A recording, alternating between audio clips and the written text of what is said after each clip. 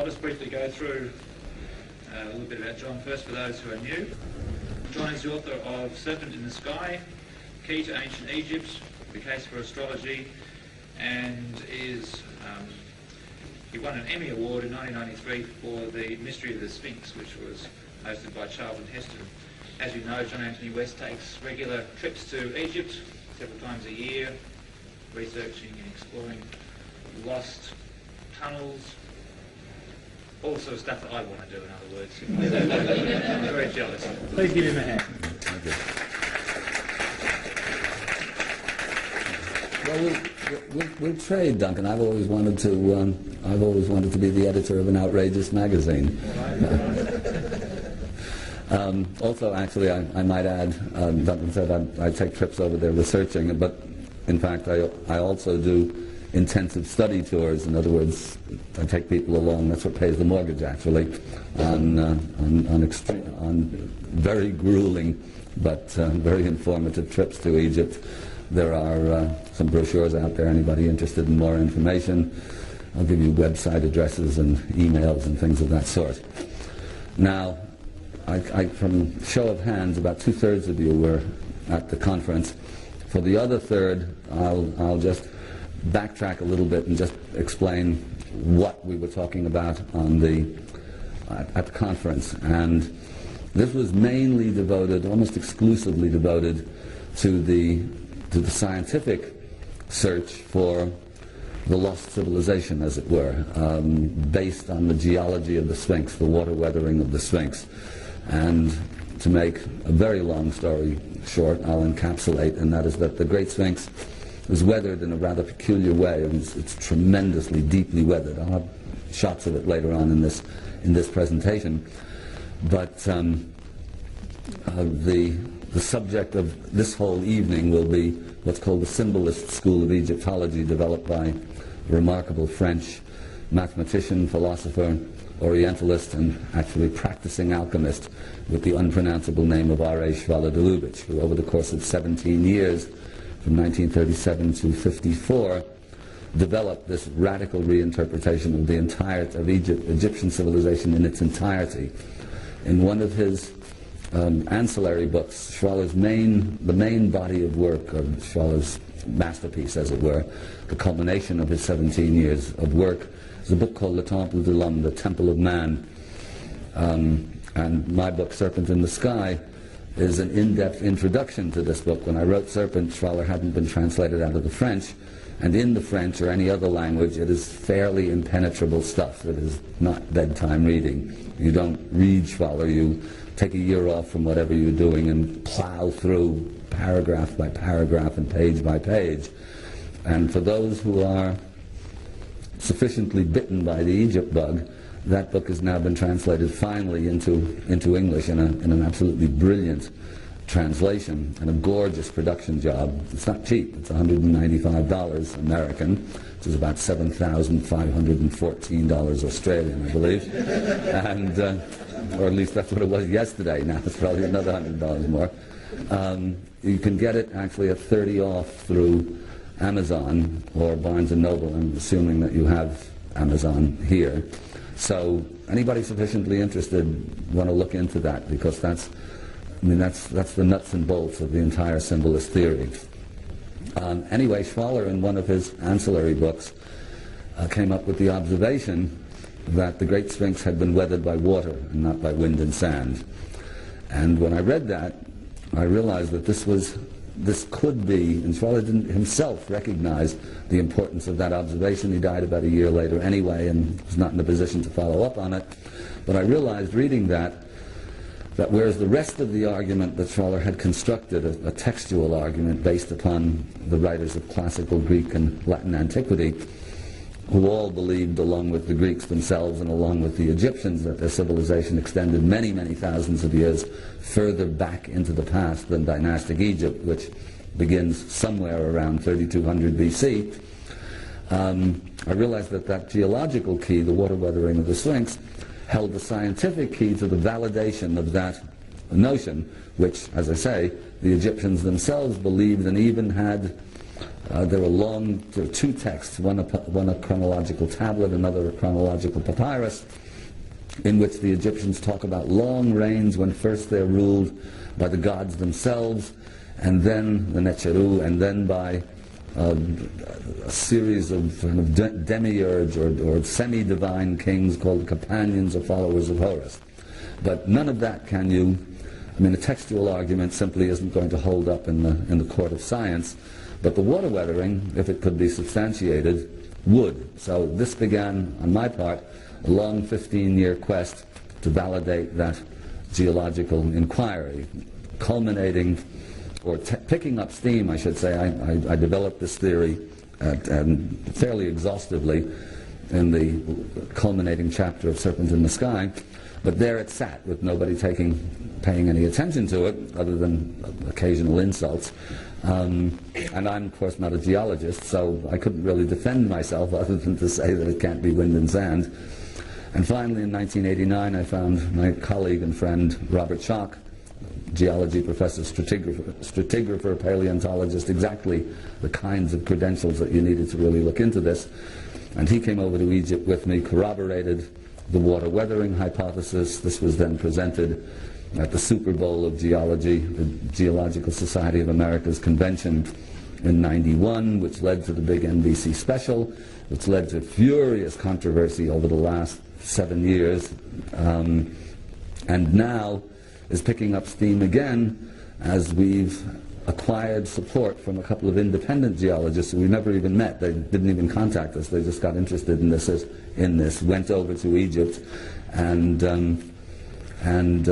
came back and reported on their findings, both of them agreeing that it was indeed weathered by water, and specifically by rainwater, and since there hasn't been any rain on the Giza Plateau to speak of, certainly since 4000 BC, and between 10,000 BC or so and 4000 BC, not much, a couple of rainier periods.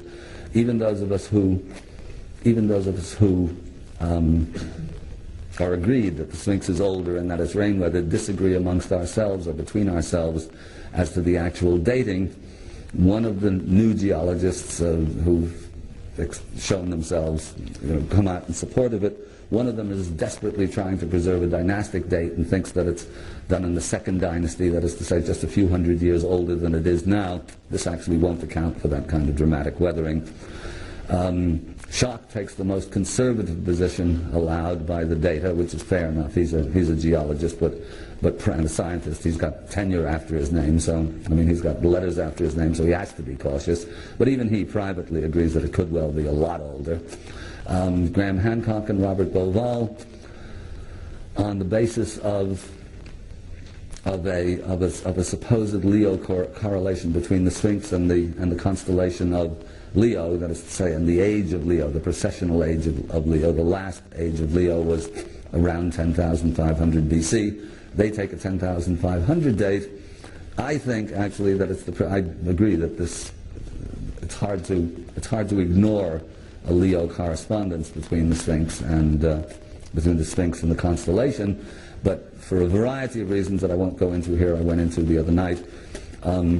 I don't think that 10,500 date works, mainly because the Earth is in upheaval at that time following the breakup of the Ice Age under cataclysmic conditions. I think it's the period before that, the precessional age before that, in other words 36,000 or thereabouts BC, which of course absolutely outrages the academics, but I don't care because I don't have any letters after my name and I don't have any tenure that I have to worry about, or in fact I don't care what they think or what they say. On the basis of the Egyptian texts themselves, their dating actually puts them back at that fantastically old date, around 36,000 BC. So that's my bet is on for that much older date. In any event, this is just preamble. The actual dating of the Sphinx, as I've said on a number of occasions and talked about at the conference, is in and of itself not a matter of grave concern. It doesn't affect the price of eggs. It has little to do with the 2000 Olympics. It's a date. But what is at issue, this is the important bit, and here's where Symbolist Egypt comes in. The important bit is that we live in an age that I regard as completely demented. I mean, we're plundering and ravaging the earth. We indiscriminately produce hydrogen bombs, striped toothpaste, Disneyland, and worldwide pollution, along with little lovelies like nerve gas and that sort of stuff. And it seems to me that only mad people would produce this strange complex of products, at once silly and at once silly and sinister. And it seems to me that the human race has lost its way grievously. And what Symbolist Egypt does, what Schwaller's work does, is to actually recover the wisdom of Egypt that had been legendary. Actually, the magicians and alchemists and Kabbalists and astrologers of the Renaissance all believed they were recovering the wisdom of Egypt. They all referenced the wisdom of Egypt. This is talked about in all of the Greek and Latin texts of antiquity. But they only had little bits and pieces of it. And what Schwaller de Lubitsch did, and what I believe is actually a big claim, but I think it's probably the most important single piece of scholarship of this or any, not this, but last or any other century, actually, because it is the recovery of that sacred science that holds the key to the possibility of getting out of the mess that we're in now. And by that, I don't mean that by understanding in depth the Egyptian doctrine, we are suddenly going to stop building skyscrapers and Porsches and atom bombs. Well, maybe atom bombs, but actually what we will have is we will have the keys to an ancient sacred science that we can re-manifest in a manner appropriate for our own age, or the age that's coming upon us. In other words, we're not going to build temples and tombs and pyramids again. We're not going to mummify our presidents, though it's not necessarily a bad idea, earlier rather than later. But with those principles to hand, with a grasp on what the ancient sacred science involved, we're in a position, individually and collectively, to sow the seeds of a new civilization and get things going again. So that's going to be the tenor of my presentation tonight. And in a nutshell, what that amounts to is that it's based upon a single issue, actually. I mean, Egypt was a one-issue civilization, and in fact, when you look beneath the surface, which is not so easy to do, of all of the major religions and of all of the tribal and traditional societies that we, in our arrogance, call primitive, and which are not primitive at all, but simply non-intellectualized, not philosophical, as it were, but profoundly wise and deeply understanding, all of them are based upon a single issue or a single understanding. The opposition would say belief. I don't think it's belief. I think it's understanding, knowledge, wisdom, and that is the potential immortality of the soul. I mean, without that, we might as well eat, drink, and be merry, because tomorrow not we may die, but we most assuredly will, and it won't matter a damn. The understanding that we are, by nature, potentially divine is what's at the basis of virtually every true civilization that ever existed. And without that understanding, there is no civilization. There's just progress, which is, as far as I'm concerned, the antithesis of civilization. It doesn't have to be, but at the moment it's pretty much that. So what we're going to do now is I'm going to give you a bit of a rundown of Schwaller's Symbolist Egypt, or an introduction to it, rather, in the sense of how he developed it at Luxor Temple and the basics of it. And then I've got a very interesting video to show you. Those who've been at the conference will know that the term resonance came up time and time and time again in all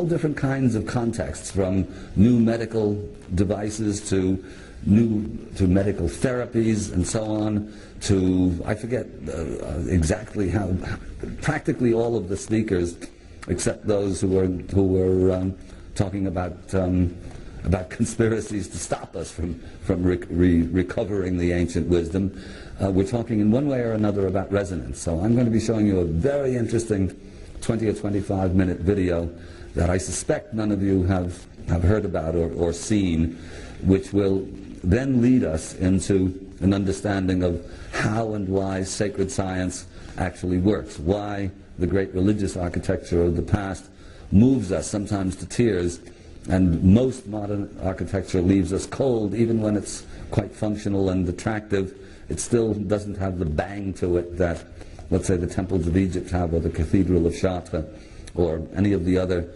extraordinary structures of antiquity. And then following that, then we'll get into the nuts and bolts of symbolism somewhere along the line. I see everybody snoozing. We'll take a break, and then we'll continue for as long as you're willing to sit and listen, or as long as I'm capable of talking. By the way, today I was out. It was the first time I managed to get out of the hotel, practically. I was out at, you probably all know about the hieroglyphs carved into the rocks of a site. I forget the name of it. What's it called? What? Gosford.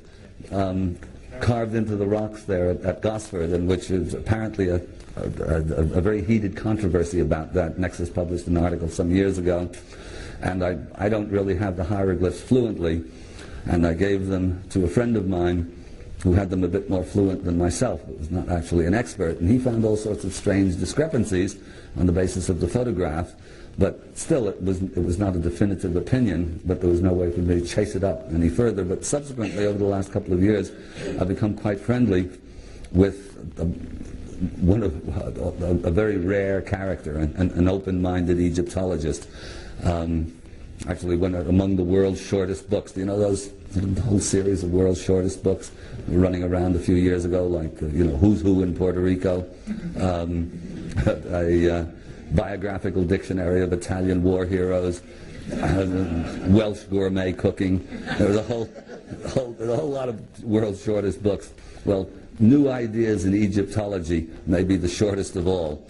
And anyway, there's one Egyptologist that I know of, a couple of others actually around, but they just happen to be pals of mine. And this fellow is, in fact, a widely recognized hieroglyphic expert. So we now have videos, slides, digital camera, and so when I get back home now, I'll give it to Ed Meltzer, and he will look at these hieroglyphs very, very carefully, and we may have something that actually is valid as a definitive opinion on this matter. Needless to say, if it's a positive opinion, this is a big deal, actually. I mean, it really is. To be able to demonstrate in effectively incontrovertible fashion that the ancient Egyptians, and if this reading is correct, because the cartouches there, crudely drawn, but boy, it looks Egyptian to me. I must say, I've seen a lot of hieroglyphs, and I've seen a lot of faked hieroglyphs, and this looks pretty good, but there are these strange discrepancies with it. But to be able to prove that the Old Kingdom Egyptians actually visited Australia is going to shake up a lot of people. So we'll see. Stay tuned on that. I mean, if I get an article from Ed, or even a letter from Meltzer, I'm sure we'll get it into a subsequent issue of Nexus magazine. So you want to stay tuned to that. In any event, we'll once we get into the once we get through the video, you'll see why sacred art works the way it does, and why it is so very important to the quest for immortality. I mean, without that, without that, there's really not much point to this existence. And we like to think that there is some point to our existence, even though a rationalist may say, well, what's the difference? We're all just animals, and it's all biological drives and all the rest of it. Very few that can actually live in that state of meaninglessness, actually. Deep down, they all have some sense that really they were not just dogs or snails or octopuses or something. Octopuses are actually pretty bright. Okay, so let's go in now. Let's hope this works. Okay, this is the Temple of Luxor. And Schwaller, backtrack again and digress, but we've got all evening, so I don't care if we take time. Schwaller himself was born in 1891 into a scientific family. His father was a pharmacist or chemist, And he was he was brought up with science, but at a very early age attracted to mystical doctrines, esoteric philosophy, mathematics in particular. His first published little pamphlet was at the age of 16, was on Pythagorean mathematics. He was recognized pretty well among his peers, and actually the generation older than himself, as a kind of a boy genius. And he always had followers. I mean, he always had people who regarded him as a wise man long before his time, even when he was very young. Egypt was never his principal or even a casual interest. He was more interested in the Western Hermetic tradition. He was, as I said earlier, a practicing alchemist, and seems to have reproduced the stained glass used in Chartres and certain of the other cathedrals of the High Renaissance, and that secret was subsequently lost. In other words, those of you who've been to Europe and seen Chartres and Notre Dame doesn't have much left, but Bourges and a couple of the other cathedrals will know that the great stained glass windows of the High Gothic of the 12th and 13th century have a quality that was never equaled afterwards, even though the cathedrals later on themselves were higher and bigger and so on. None of them have the magic of Chartres and Bourges, and a handful of other in France, basically, a couple of them in England, in Ely Cathedral, a couple of others. Anyway, Schwaller apparently reproduced that glass, and then in 1937, with his wife, he just happened to go on a trip to Egypt. It was mainly just for fun. It was a holiday, and in the Temple of Luxor, and this is the Temple of Luxor, walking through there, and this is a pretty ruinous temple. It's fabulous and huge and magnificent, but it's pretty much in ruins. He had this moment of what poets call inspiration, and mystics call revelation, and scientists call hypothesis formation, because they want to make it sound as dull as possible. So he had a hypothesis formation that this extraordinary temple was an exercise in harmony and proportion. Now, harmony and proportion at that time, and still in any textbook any of you or any of your kids will be given as gospel, as it were. The inventor of harmony and proportion was a Greek, was the legendary Pythagoras. Doesn't matter that Pythagoras, according to his own biographers, supposedly spent 22 years studying under the priests of Egypt, but the Greeks, and Pythagoras in particular, are supposedly responsible for the invention of harmony and proportion. So Schwaller had this notion, walking through this temple, very ruinous temple, that it was in and of itself an exercise in harmony and proportion. If that were the case, and Schwaller always believed, or had kept an open mind to the notion of more ancient knowledge and lost civilizations and that sort of thing, if that were the case, if he could prove that, Schwaller would push the understanding of harmony and proportion back at least 1,000 years, because the Temple of Luxor is built about 1,000 years before Pythagoras, and by extension it would push it much further back, because the Egyptians of the New Kingdom around 1300 BC obviously didn't invent this out of the blue.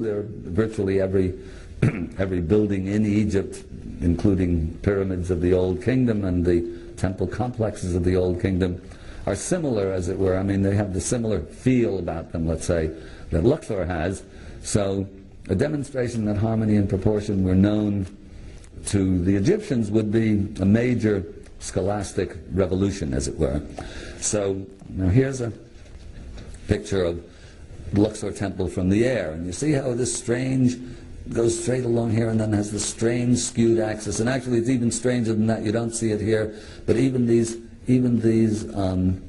halls here that look as though they're right angles are in fact not right angles. The temple is actually built upon 3 separate axes, and the reasoning behind this I won't go into. It's simply too complex.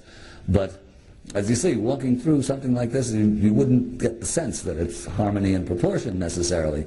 But anyway, Schwaller decided to stay there, at least for the while, and to take careful measurements and to see if they could find harmony and proportion written into the plan of Luxor. He was lucky because at that time there was a French archaeological commission that was busy measuring the temple down to the millimeter, so he had absolutely accurate, unchallengeable data to work with. After about a month, he was there with his wife, Isha, and his stepdaughter, Lucy, who was a very accomplished draftsman and artist. After about a month, they discovered, sure enough, that when what they were looking for specifically, I should say, is the famous golden section, which is expressed mathematically as 1 plus 5, 1 plus the square root of 5 over 2. And this is a proportion that was known to the Greeks, used in the Parthenon, used by the Latin architects, and subsequently by the artists and architects of the Renaissance, and of course was also supposed to be a Greek invention. Schwaller reckoned that if he could find the golden section, or phi as it's written, written into the plan of Luxor, well, the case would be proved, as it were, and everybody would have to change their minds, or so he fondly believed. After about a month, changing the minds of Egyptologists is not so easy, or archaeologists. After about a month, he found, sure enough, that not only did he find the golden section, but he also found the musical scales written into the measures and proportions of Luxor, and he found them deployed with a sophistication and a complexity that far exceeded anything the Greeks had subsequently done. So, fired by this, he suddenly realized that he had found, effectively, he found the key to Egyptian architecture. But fired by this, the mathematics led him first to the geometry, and then into the symbolism and the mythology, and finally even into the astronomy, the medicine, and all of the rest. He stayed there. I mean, once the war broke out, he was there in 1937, so the Spanish Civil War was just about to break out. Egypt did not seem a bad place to be, but in Europe, that's for sure. I mean, you could see that Holocaust coming on. So he stayed in Egypt until 1954, and got out just before Nasser came in. And actually, I don't know if any of you have heard of a great Egyptian architect, died a few years ago, called Hassan Fatih, a wonderful man, one of the great architects of the 20th century. And Hassan Fatih died a couple of years ago, and I got to know him fairly well. And he, in fact, had studied with Schwaller, and in fact, learned about sacred architecture from Schwaller de Lubitsch. And Hassan Fatih was himself recognized as the foremost expert on Islamic sacred architecture. But I said to him at one point when we were talking, and I said, well, how did Schwaller know to get out of Egypt in 1954?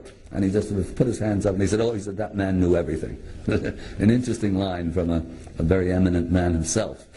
Anyway, Schwaller started working on the temple here and finding these mathematical proportions written into all of the chambers and halls and so on. Moreover, he was struck by, there's the plan. I have this. No, I do have it right. Anyway, you'll see that this is just the geometric. What's the word I'm looking for? The growth of the temple by a play of geometry, starting actually here at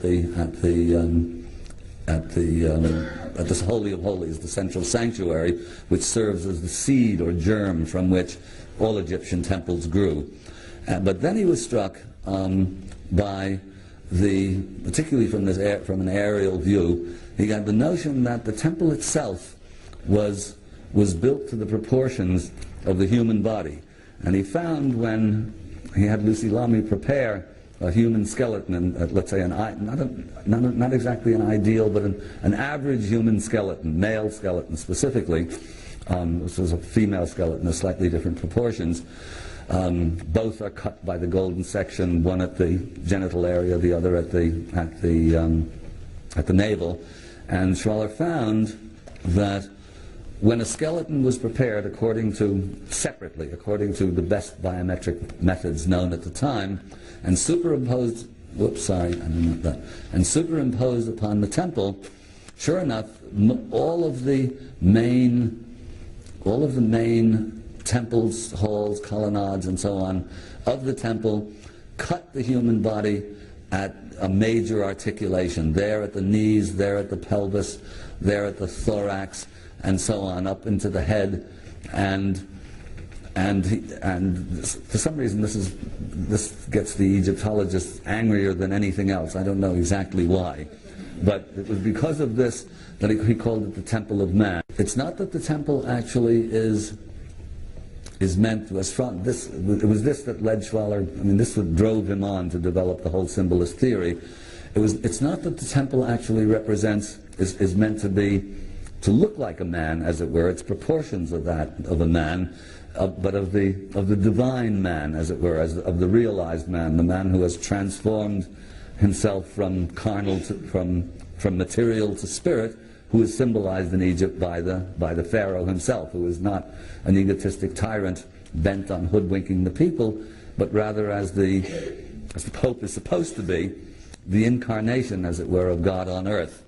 And Luxor, as Schwaller developed this, and he developed it with innumerable pieces of evidence to show that the symbolism, for example, in this hall representing the lower leg, the symbolism of that hall is all of action, of people setting off, left, right, left, right. There's a hall of marching colossal figures of the king there. And in this section here, it's again all action and motion of the bringing of sustenance to Egypt. The whole thing is tremendously complex, actually. And in other halls, for example, there's a hall over here, and the superimposition of the skeleton has to be seen two ways. Here you see a frontal view. In other words, the skeleton is laying on its back, superimposed upon the temple. But you have to also you have to turn it over on its side, and the profile view also gives you a different connection with, let's say, the bodily centers, as it were. So there's one hole over here. Which one is it now? It's this one, I guess. Over here, where corresponding to the vocal cords, and there's a very ruinous slide. I don't have it with me. But there's a very ruinous tableau there that shows right where the vocal cords are. That shows all of the names of the king written out in great detail. But then there's a very interesting scene where the Queen Mother is sitting on a stool with her hands interlaced with the god Ammon, and they're being supported by two other goddesses beneath, and the Queen Mother is being told by Ammon that he is going to visit her in the night and make love to her, and the result would be a divine child. In other words, this is the Annunciation written into a temple, quite formally into an Egyptian temple wall around 1350 BC. Anyway, much of the Temple of Man, of the Big Book, is concerned with going through the temple hall by hall and colonnade by colonnade, showing how the symbolism corresponds to the vital functions of that part of the body, which in turn correspond to Egyptian cosmology, to sort of the grand scheme of the universe. And so that the Temple of Man, actually the Temple of Luxor, contains, it is in its own way a model of the universe and a kind of a library of the functions of humanity within the grand cosmic scheme. And this is one of the marvels of Egypt. When you go there, the whole of the New Kingdom that goes from about 1500 to about 1000 BC is a kind of tremendous exercise in sympathetic magic in which the Egyptians are creating a complex of temples, each of them linked to the other, and each playing a different role within the cosmic scheme. And processions would go from one temple to another at specific times of the year. So what the Egyptians were actually doing were living the birth and genesis of the entire cosmos, and reliving the role of humanity in its I mean, what we're here for, supposedly, according to esoteric tradition. Our role in the cosmic scheme is actually to reverse the descent of spirit into matter. I mean, the Egyptians, like all civilizations that ever existed, including the traditional tribes, all have the idea that first there was spirit or consciousness, and then consciousness, for reasons that will forever remain unfathomable, according to Schwaller, a very interesting observation, the reason why the divine or God or the absolute or whatever you want to call it, the reason why God decided to create the universe is the only thing we can't know.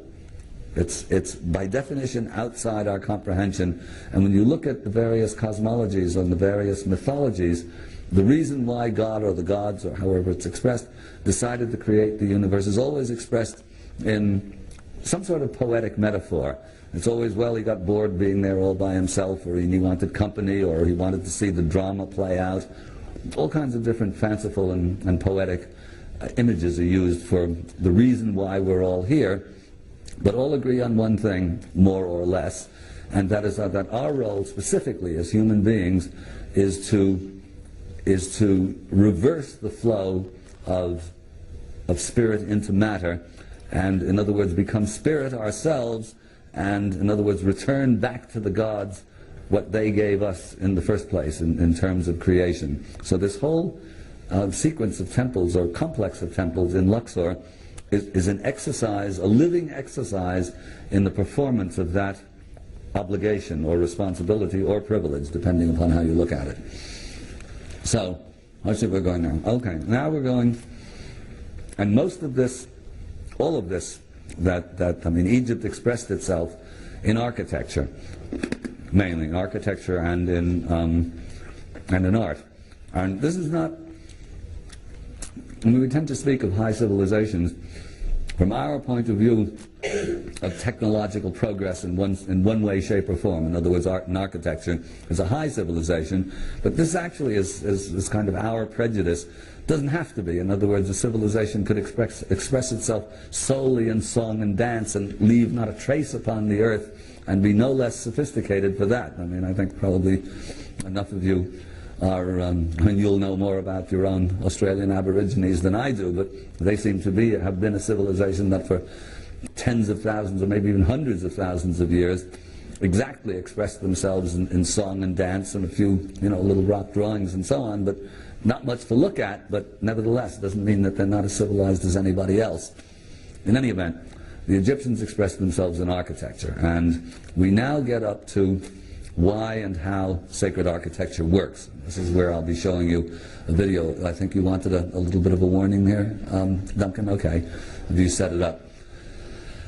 Back in the 1900s, a physicist and musicologist called Ernst Chladni, a Swiss, developed what are called Chladni figures. Anybody who knows physics and acoustics will know about this. And Chladni noticed the effects of vibration. He was very interested in vibration as a musician and musicologist. Obviously music comes to us, we interpret music through vibration. And what Chladni did was that he fixed a metal plate to a violin and spread sand on the plate and then bowed the violin, and at certain frequencies the sand, which is just chaos on the plate, would form itself into beautiful geometric patterns, and then when that particular note was passed, it would dissolve again into chaos and then reform into a different but related pattern when a harmonic of that note was struck. Hold on a sec, can we stop it a second, okay? These are called Chladni figures, and it was noted as a curiosity for 100 years or so. They were well known, these figures, but nobody made much of them. Then in the 50s, another Swiss called Hans Jenny, who was an anthroposophist, a follower of Rudolf Steiner, got very interested in these Chladni figures. Jenny was a scientist himself and also an artist. And what he decided to do was to elaborate upon Chladni's earlier experiments. So what he did was he put together relatively simple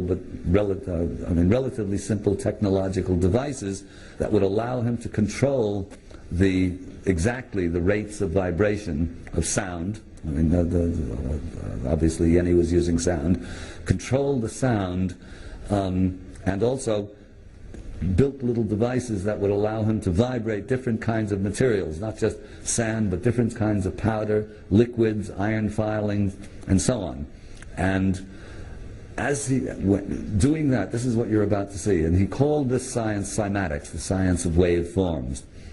Now, the video that you're about to see is pretty impressive, but the Yenny's commentary, because he was a scientist and he was aware of the dangerous ground that he was treading on, so he put together, excuse me, about as dry a commentary as you could put, or let's say as neutral a commentary as you could put to this, because he didn't want to offend his scientific colleagues. And he calls it bringing matter to life through sound. But really what he's doing is something far more significant than that, and I'll just tell you what it is now, but afterwards we'll talk about it in more detail. As you all know, the beginning of the Gospel of John is in the beginning was the Word. In French they used to say in the beginning was the verb, le verbe, which actually is, because the verb means action, actually. The word could be any old word, but anyhow, whatever the word is, it's a vibratory phenomenon. In Egypt, and in fact in many other cultures, in Egypt one of the cosmologies talks about Ptah, who's the architect of heaven and earth, creating the world from words spoken to him by Thoth, or Jehuti, who represents the embodiment of divine wisdom. So the notion that creation is associated with vibration, or sound, or the word, the informed word, as it were, is something current. I believe the Aborigines say that the world is sung into existence by the spirits, and I'm not that up on Aboriginal thought, but I think that's part of their tradition. Anyway, this is current over all of the world. So what you're going to see here with cymatics actually is a visual demonstration of the relationship between frequency and form. And as I said, it's about 25 minutes, and I'll let it run the whole time. I mean, I could fast forward now and again, but it's worth watching, and you'll see as you watch simple vibration. The matter represents whatever it is, powder, liquid, whatever, represents, let's say, the ground state of matter. It represents chaos, and you'll see form arising out of chaos through the agency of sound, and you'll use your own imagination to sort of relate the forms that you see to what you know. So shall we proceed with that? You have to put the slide projector on standby. Hold on. Start on the bottom. That's it. Sit here in the yes. Okay. Turn it off, yes, and I can get back to using the slides. Sorry, folks, but the technology's after us today, and it's a brand new video too, and I just showed it last week, so this is peculiar. But maybe it is the tracking. I don't know if tracking has to do with the tape itself or with the video, but there we go. Anyway, what you would have seen, and with a bit of luck we'll still see, was a variety of substances, liquids, powders, in one case iron filings, vibrated at various frequencies, and starting off as nothing, as chaos, forming all kinds of extremely beautiful shapes. The shot that you saw before, let's see if we can get this back on now. Okay, this is one of the figures that comes out of Yenny's work, actually. I'm not sure exactly which one this is. It might actually be sand. But various powders, like lycopodium powders, all different kinds of things, are vibrated sometimes on a membrane. In one case, he plays Mozart over a sheet of water. I'm not sure if it's water or gelatin, and then visualize. Of course, it sets the water vibrating, and then Yenny photographs it. And it's very interesting because the pattern that is formed by the water or by the surface of the liquid looks like Mozart. In terms of, you think of Mozart, that's what it looks like. And interestingly enough, my favorite in this is a fairly long section in which he places iron filings on some sort of a device, and then vibrates some sort of a magnetic device, and then vibrates the membrane, or whatever it is that they're on, the magnetized membrane, and the iron filings sort of stand up and march across the across the surface of this sheet, looking for all the world like an abstract samurai movie by Kurosawa or something. And it's very interesting because it's iron. I mean, it behaves like war, as it were. It behaves martially. And you'll see, we get this thing working again, you'll see galaxies forming and organic forms, turtles and backbones and animals forming simply out of vibration, out of frequency affecting or frequency creating form out of chaos. And actually one of my objectives, actually, one of the projects coming up in the next few years, I mentioned, I was talking at the conference the other day, we're putting together this Ancient Wisdom Fund, not absolutely at the top of the list, but somewhere along the list on projects that I want to see to try to get off the ground, is to recreate the instruments that Hans Jenny used, and to do a much more high-tech version of this film that I hope you will see, and not pussyfoot around about the significance of it, because the significance is actually deeply profound. And what it relates to, of course, is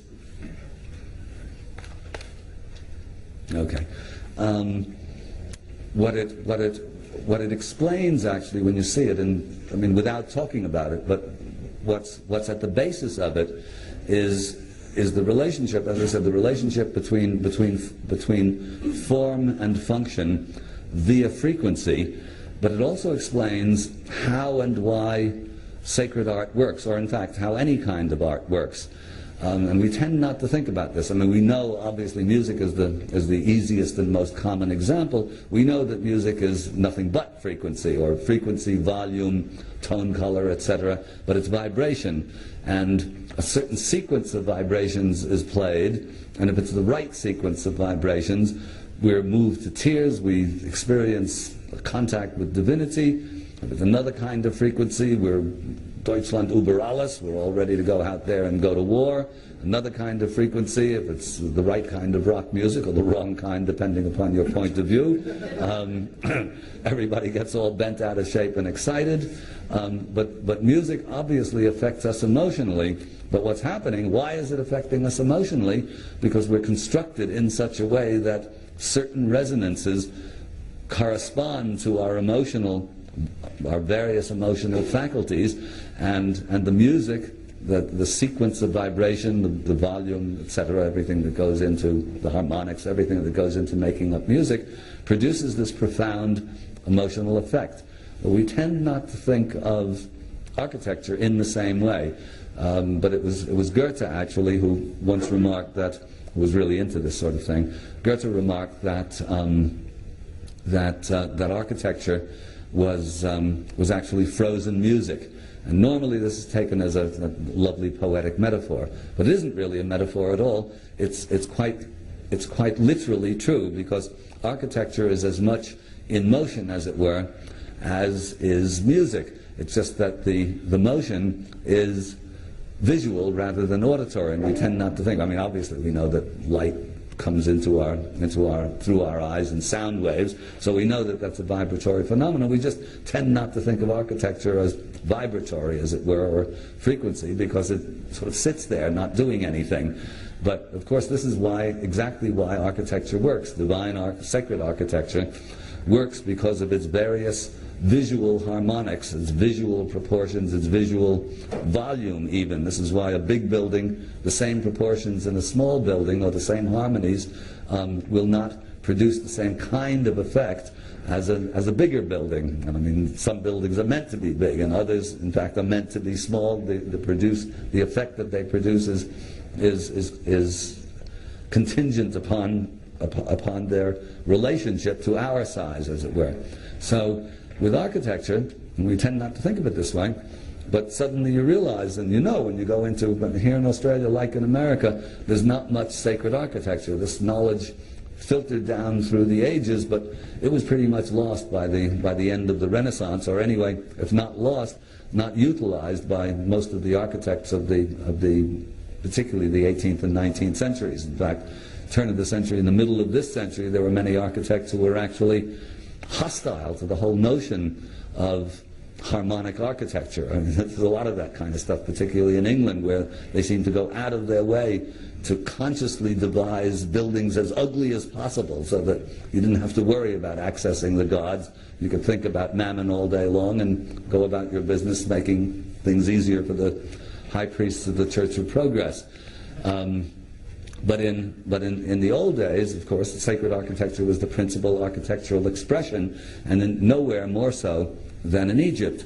So once you understand that the frequency, let's say that the frequency or the stone music of architecture is what produces its effect, you then begin to understand why, when you experience this, when you walk, particularly in Egypt, where the architecture is so diverse, and you go into, let's say, the Temple of Luxor, you get one effect. You go into the Temple of Dendera, you get a very different effect. I mean, obviously it looks very different, but the effect is, generally speaking, profound and very different, temple to temple. Well, the reason for that is that the so-called Egyptian gods should not be thought of as gods at all, because as soon as you talk about of gods, it sounds like superstition to a rationalist, and of course multiple gods sounds like even more superstition. Really, the word necher in ancient Egyptian should be translated as natural principle. And the gods represent, there's no god of wisdom or god of evil or god of this or god of that. What the gods are actually are the embodiments of the various principles or qualities.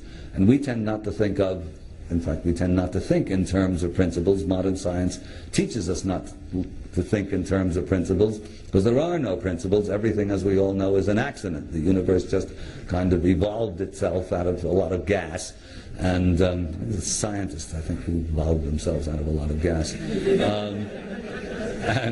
And all of a sudden there were galaxies and nebula, and at a certain point things got complicated enough, and suddenly there was consciousness and intelligence. But all of this is, of course, totally accidental. There are no principles informing this extraordinary process.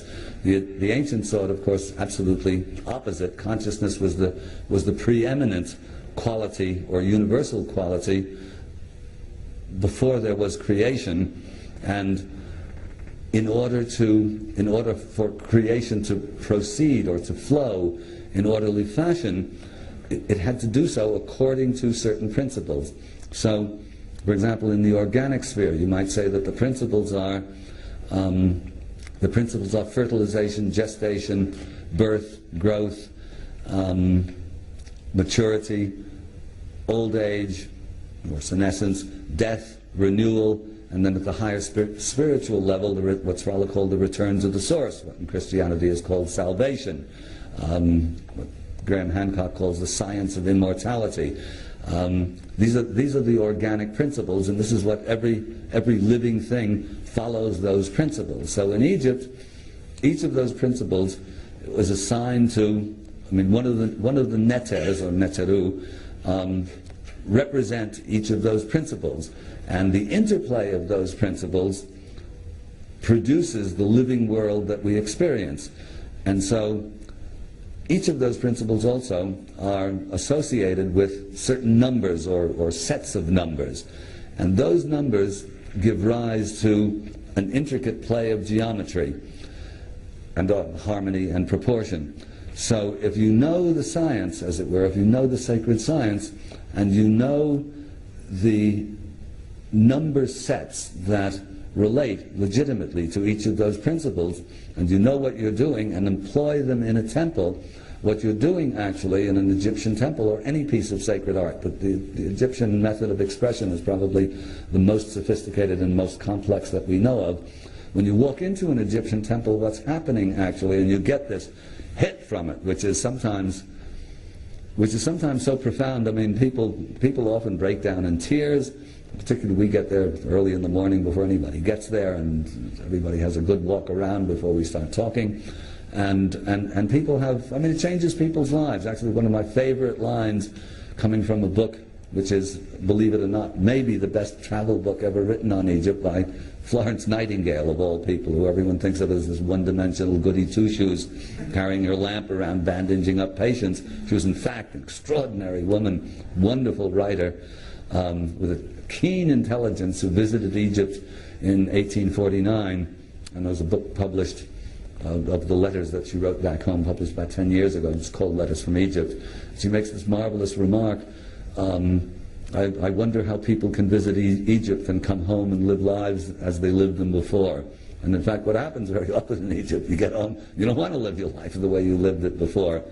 But you walk into these temples, and there is this prodigious emotional reaction to that temple.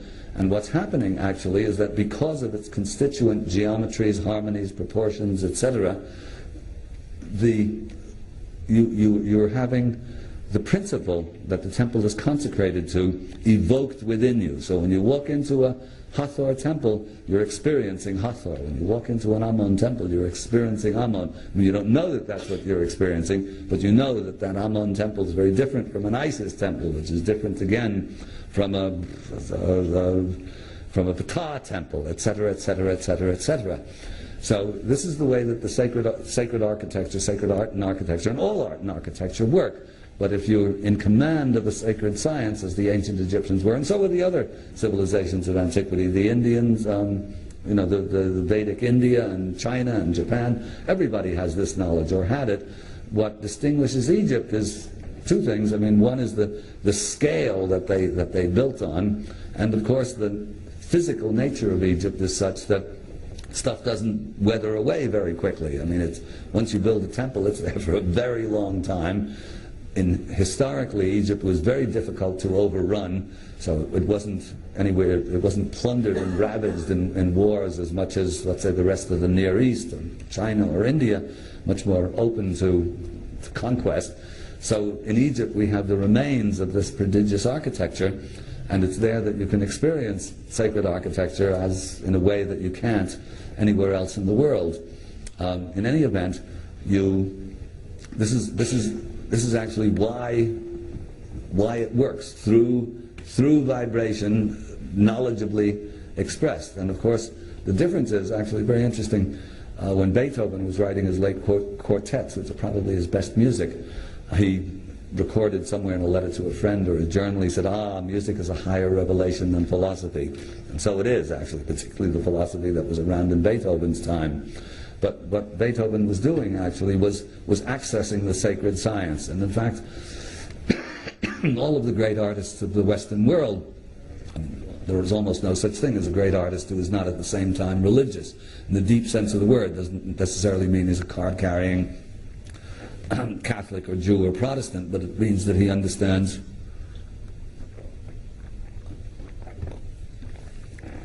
he or she understands that divinity is at the bottom, or responsible for his heightened creativity, and actually but the difference is between the I mean, genius is genius and will out and will access this higher level of consciousness.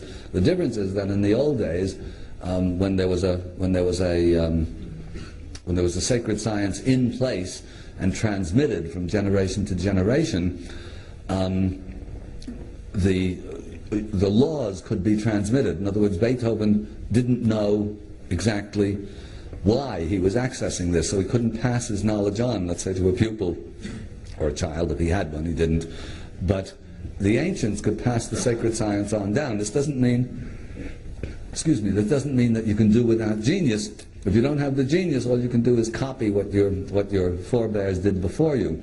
But if you have the science and the genius, you can continue to reproduce sacred art at that level for as long as the science stays intact. And Egypt actually managed to do that, although on a kind of a descending spiral. One of the peculiarities of Egypt, and I'm not exactly sure why it should be so, though I do believe that Egypt is the inheritor of that still earlier wisdom, but it's a curious fact of Egypt that it's at its height, very close to its beginning in the Old Kingdom, and in fact, what what we'll be seeing later on, after I finish talking about the symbolism and so on, we will in fact take a tour through Egypt and see Egypt descending from its early height down into the decadence of the Ptolemaic period and finally vanishing effectively into nothingness with the onset of the Roman occupation. But in any event, if the sacred science is understood, the laws can be passed down, and then it's up to individual genius or collective genius, let's say, to realize that. And the importance is, as I mentioned earlier, it's just a different variation of what I said before, is that a civilization that is devoted in its entirety to the quest for eternal life and is manifesting its knowledge in art and architecture at this level is effectively connecting humanity. I mean, the entire society is connected to this quest, even at the lower levels where probably people do not consciously realize that that's what they're doing.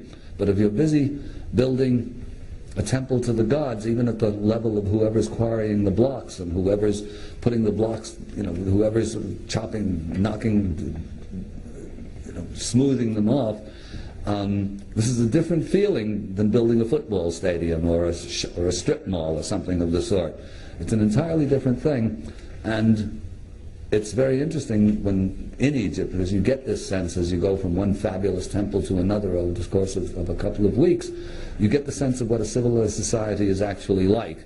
And that's the purpose of this the whole exercise of trying to recover the sacred science, is to make it possible again to experience life the way the ancient Egyptians must have. Anyway, what are we doing here at the time? Let's see.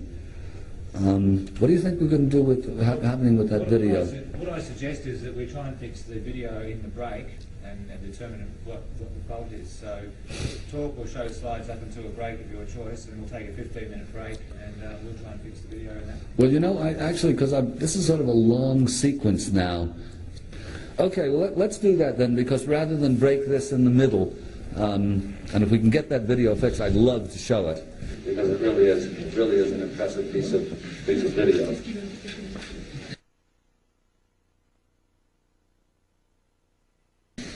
And, no, I'm okay. Can you hear me in the back there? I'm used to talking in the middle of the Egyptian wind and amidst crowds and stuff like that. So yes, we've got the video going. We didn't have, there was one bit was set for NTSC, but the other bit wasn't, so that's the problem is now solved.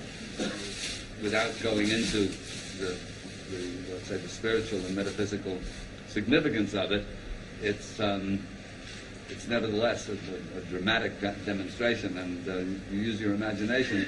Imagine what it would be like in a much higher tech version, not holding back on what it actually means, and using computer graphics and a lot more imaginative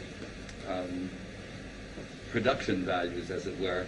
And imagine what this would be in a much upgraded, the Cymatics 2.0, 4.0, and see for yourself. So let's let it roll.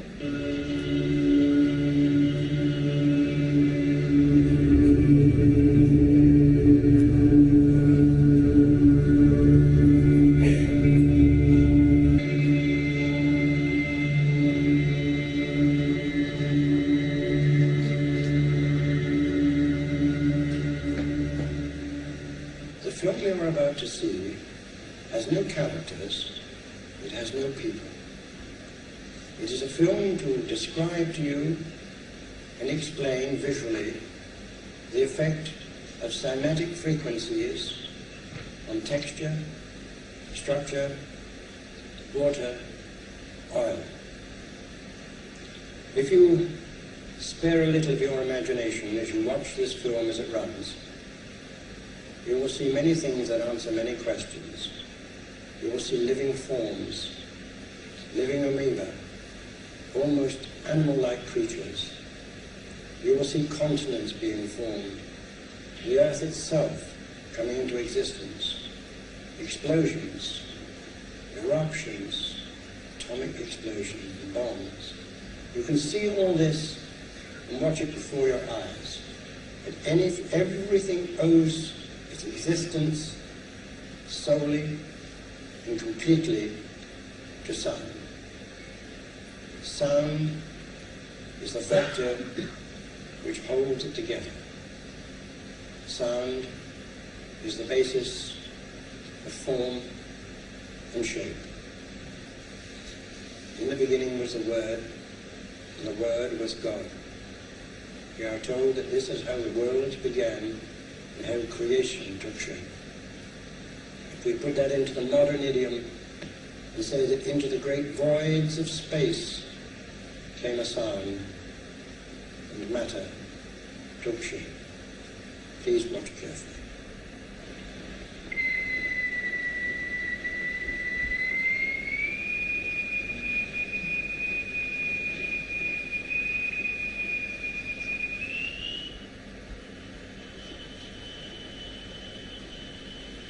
We can also use different shapes of plate.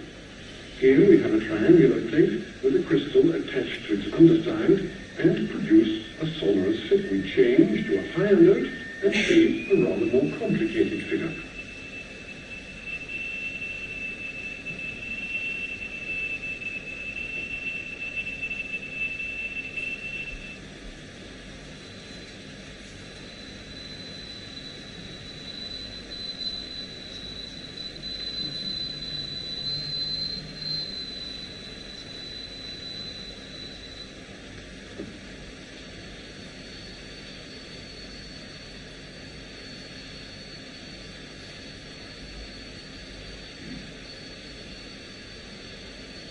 This more elaborate figure, likewise on a steel plate, is also produced by vibration. The exciting crystal is attached to the upper corner of the plate. We use sand and lycopodium. The lycopodium moves to the center of the fields and takes up circular shapes. The sand forms the lines. Each material has its own special way of behaving.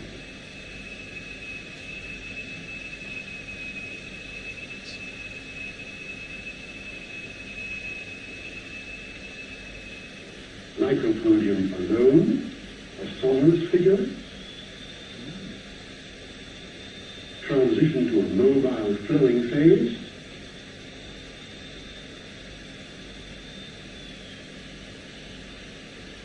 and back again to the figure.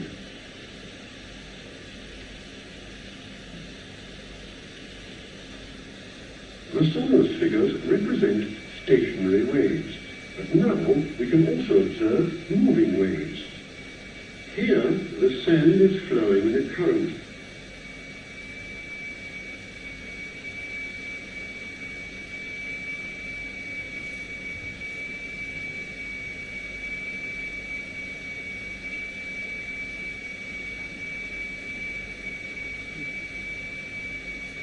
When the wavelengths are short, these currents produce a rotary effect. Areas become defined in which the particles are actually rotating.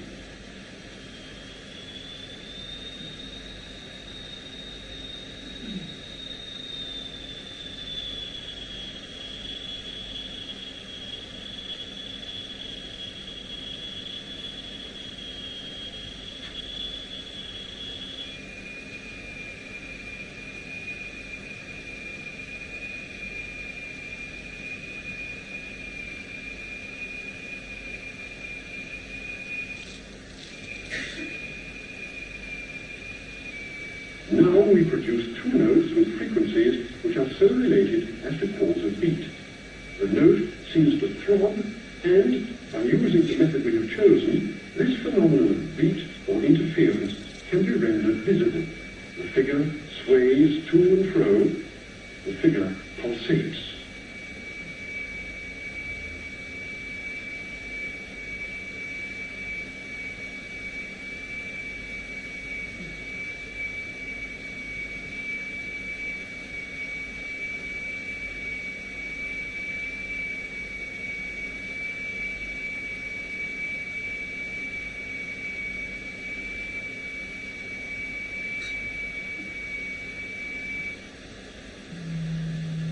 the picture has changed completely. Now we are exciting fluids. Under vibration, a layer of turpentine forms a regular latticework.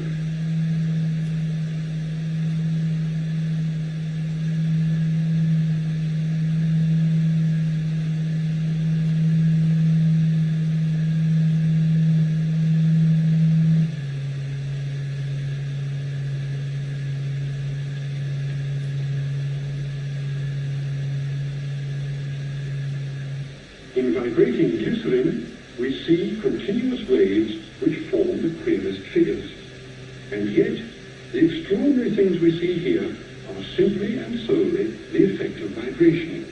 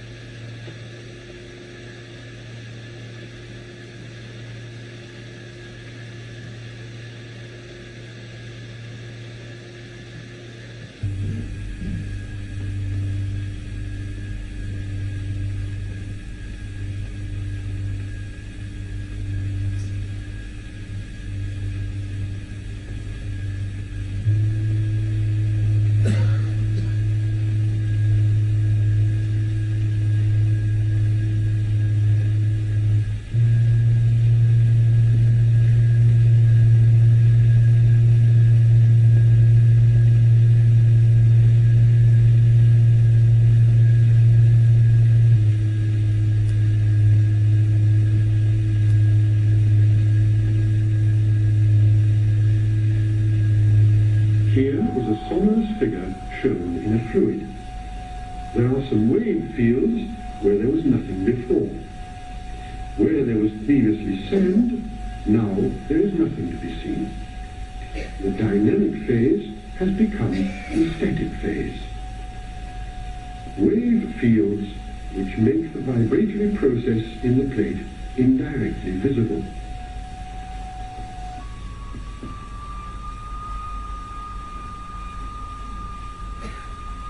Here again, interference can be demonstrated.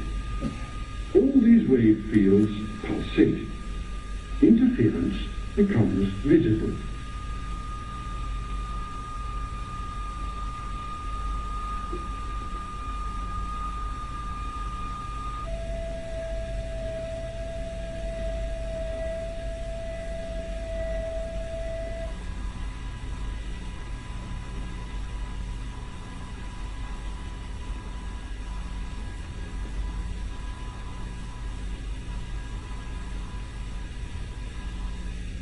A fluid colored black is dripped into a transparent fluid. Vibration now gives rise to curious eddy formations. It is always a pair of eddies that is created. One pair after another is generated so that we finish off with a whole series of such pairs of eddies in a symmetrical arrangement.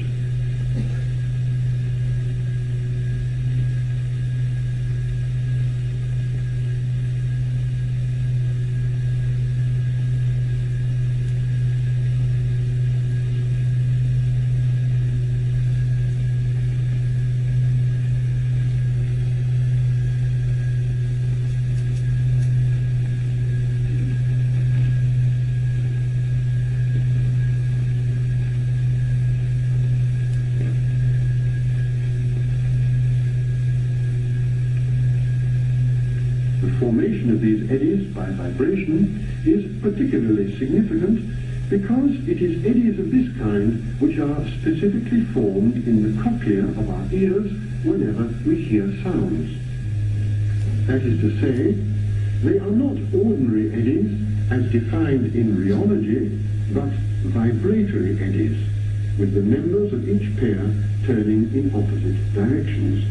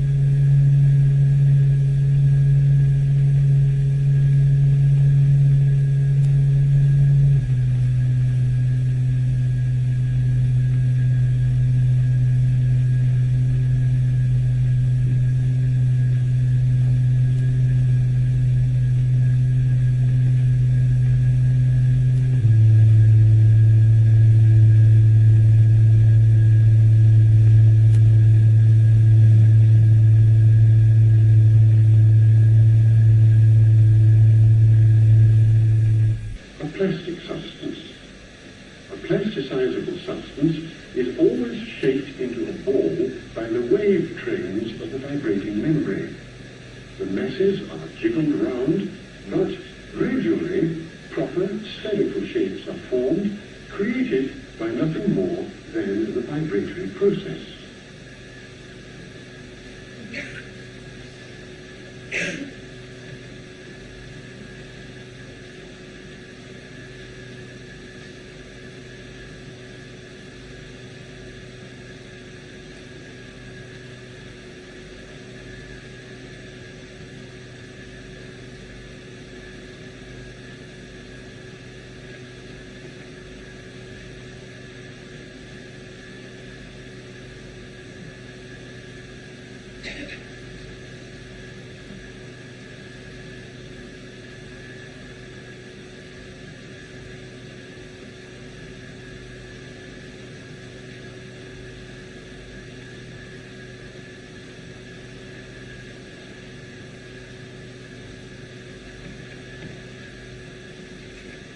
The human voice can also be made visible with a simple apparatus.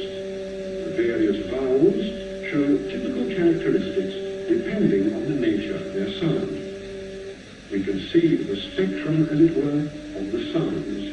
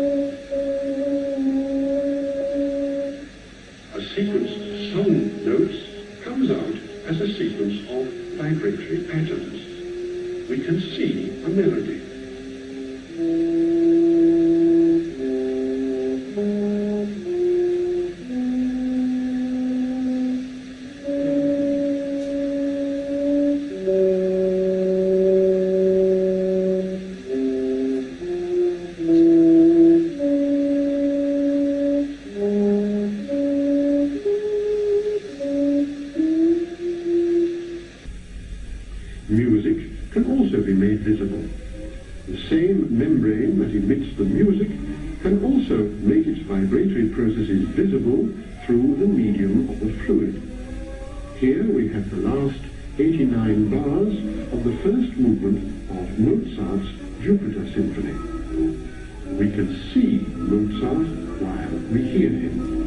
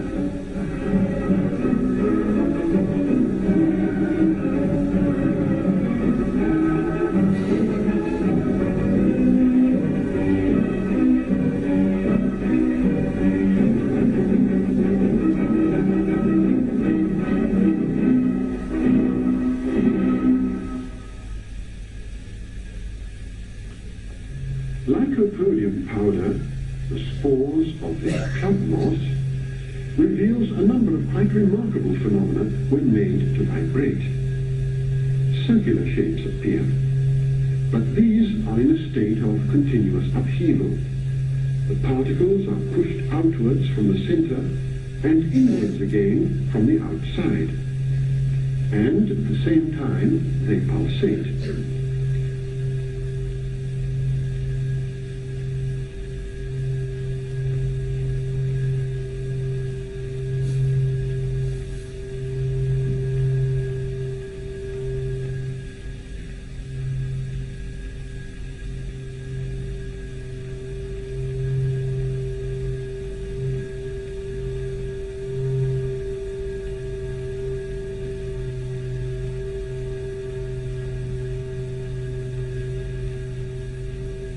we can recognize the various patterns of the vibratory fields. They move to and fro, unite, and separate again according to the vibratory state of the surface formed by the membrane. And we can, as it were, move over a landscape which is in a state of vibration. If we intensify the note, if we produce a crescendo for the ear, the masses are hurled outwards. We see fountains, eruptions, explosions almost. But invariably, the particles return to the center, so that here again, even under these violently dynamic conditions, we find there is circulation.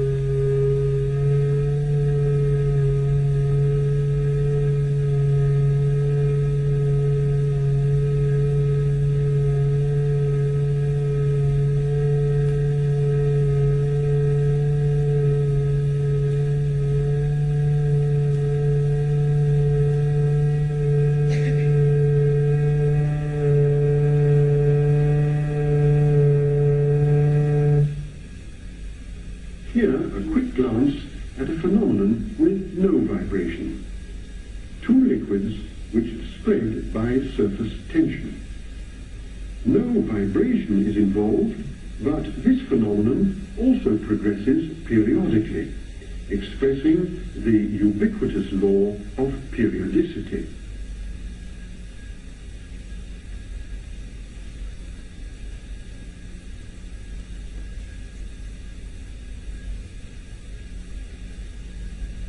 Now we excite the surface on which the liquids are running.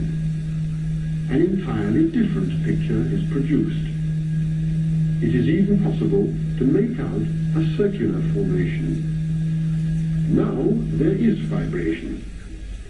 But then the vibration slowly ceases, and again we see a phenomenon without vibration.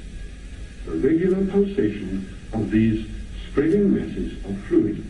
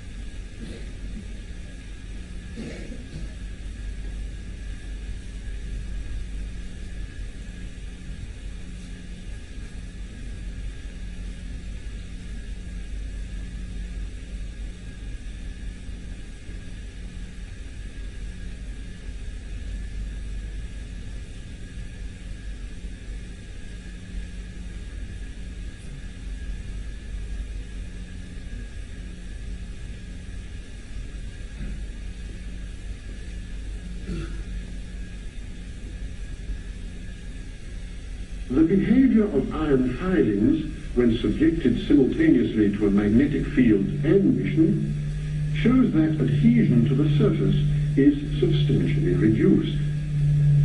The magnetic lines of the force round the poles show up with exceptional clarity. If we cluster the magnetic lines together, we can see the effect on the patterns formed. If we thin out the lines of force, the phenomenon spreads out.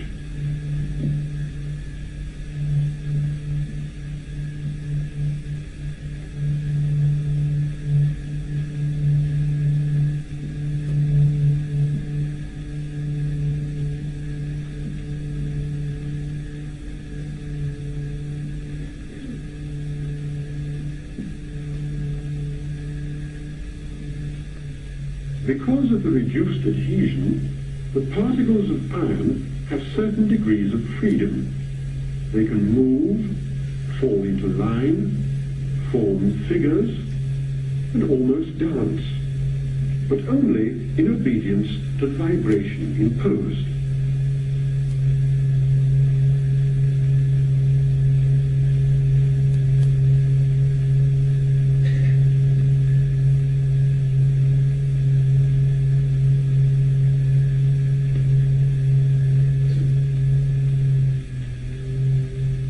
Even these serpent-like formations are produced simply and solely by vibration over areas of the vibrating membrane representing movement processes.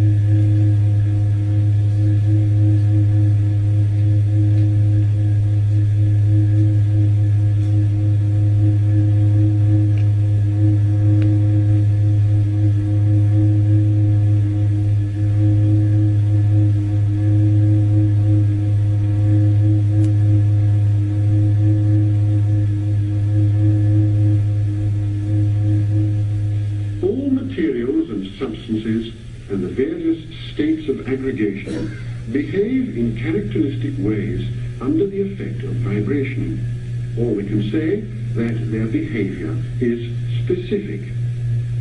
Here is a pulp. Here again, round shapes are formed, and circulation is set in motion, but in the opposite direction to that observed with lycopodium. There is a definite ripple effect caused by the wave trains in the vibrating membrane, a rich field of effects due to vibration.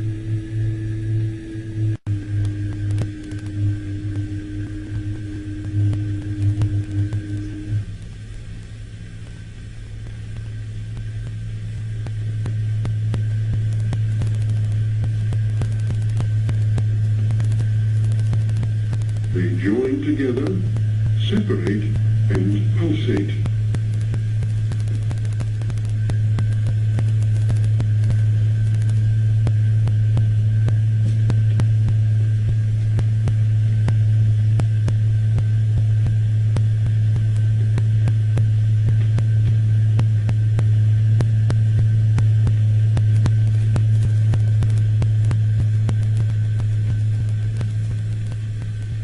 If we intensify the vibration, equivalent to a crescendo for the ear, the masses are thrown into ever greater agitation.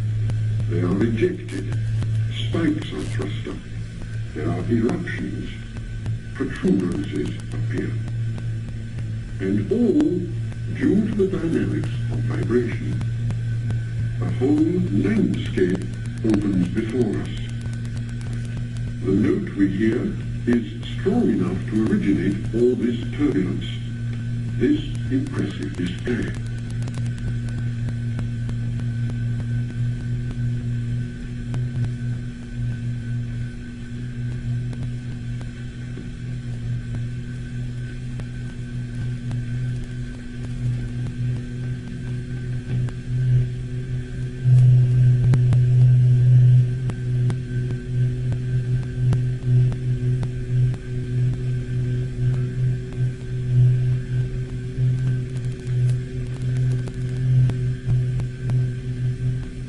And, to end with, here, by way of contrast, is a sonorous figure, a static figure instead of a dynamic one, representing the opposite pole in the vast range of phenomena that make up the world of vibration.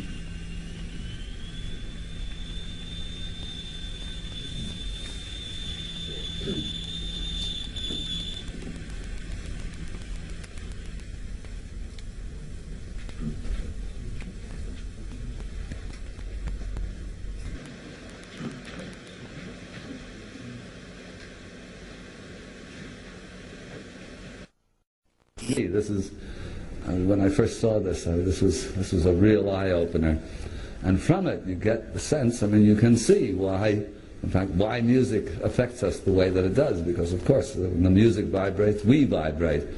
And why with sacred architecture, or any architecture, I mean, you go into bad architecture and you feel quite physically sick, and for good reason, because you're vibrating to those disharmonies. And when you walk into a Hathor temple, you're walking into Hathor harmonies, and when you walk into an Ammon temple, you're walking into Ammon harmonies, and so forth and so on. So in a way, sorry that it was a little bit out of sync, but you get the idea. This is serious stuff. Now, Egypt expressed the connection to the gods via art and architecture, of course. And the art, and the language indeed, was symbolic. And we'll look into that now a bit, because one of the strange things about Egypt, I mean, one of the fascinations with it is that everything in Egypt is symbolic, and we, along with a lot of other things that we've lost the appreciation and the understanding of symbolism. We almost have no symbolism left that's valid, so it's very hard to look at a find my laser pointer.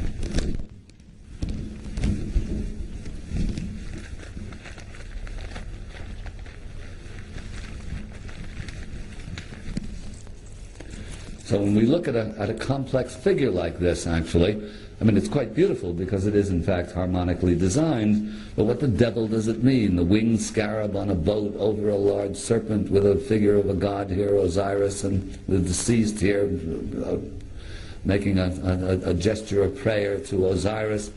What's going on? We know it's beautiful, very well drawn and so on, but what does it mean, and what's the purpose of the symbolism? Well, to get a grasp of the richness, actually, and in a way, the superiority of the symbolic language over that of the let's say the secular linear language, which is what we use generally to express ourselves. There's one aspect of symbolism, it's not sacred symbolism, but that still works, and that is cartoon, particularly, let's say, the political cartoon. For example, a good cartoonist will take a particular political situation and, let's say, juxtapose Uncle Sam for America, John Bull for England, La Liberté for France, and the Russian bear all cut up into 14 pieces like Osiris in a certain context or juxtaposition, and out of that you'll get, I mean, if you know the symbolic language and you understand what everything represents, you'll get from this an instant hit, an understanding of a very complicated political situation. If you're a Martian or an Eskimo or a Zulu and you don't know that symbolic language, all of this will be completely opaque to you. But if you understand the symbolic language, you get, not only do you get a complex picture, but you get it according to your level of understanding. So, you know, somebody not very educated in the symbolic, in the political situation will get one thing, and the same thing, but a much more advanced and sophisticated understanding of it will be had from somebody who follows the papers every day, or a PhD in political science or whatever, and you'll get it instantly. If you try to explain in linear language what the political cartoon is about, you have to start off to say why Uncle Sam is Uncle Sam, and La Liberté, and the Russian bear is the Russian bear.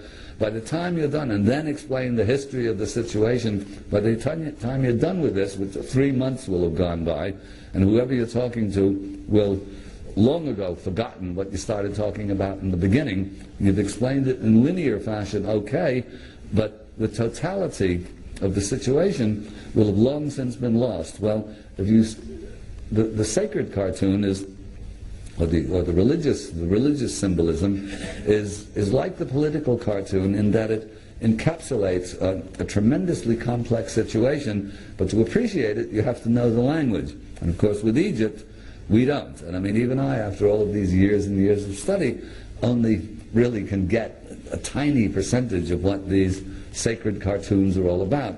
But if you walk into a temple, of course you're struck by the beauty of the reliefs, and if you know a bit, you get something out of it. But to an Egyptian priest, walking into any of these temples or any of the tombs would give you this incredibly rich, instant hit of a total situation. This is what we're looking at when we look at Egyptian art.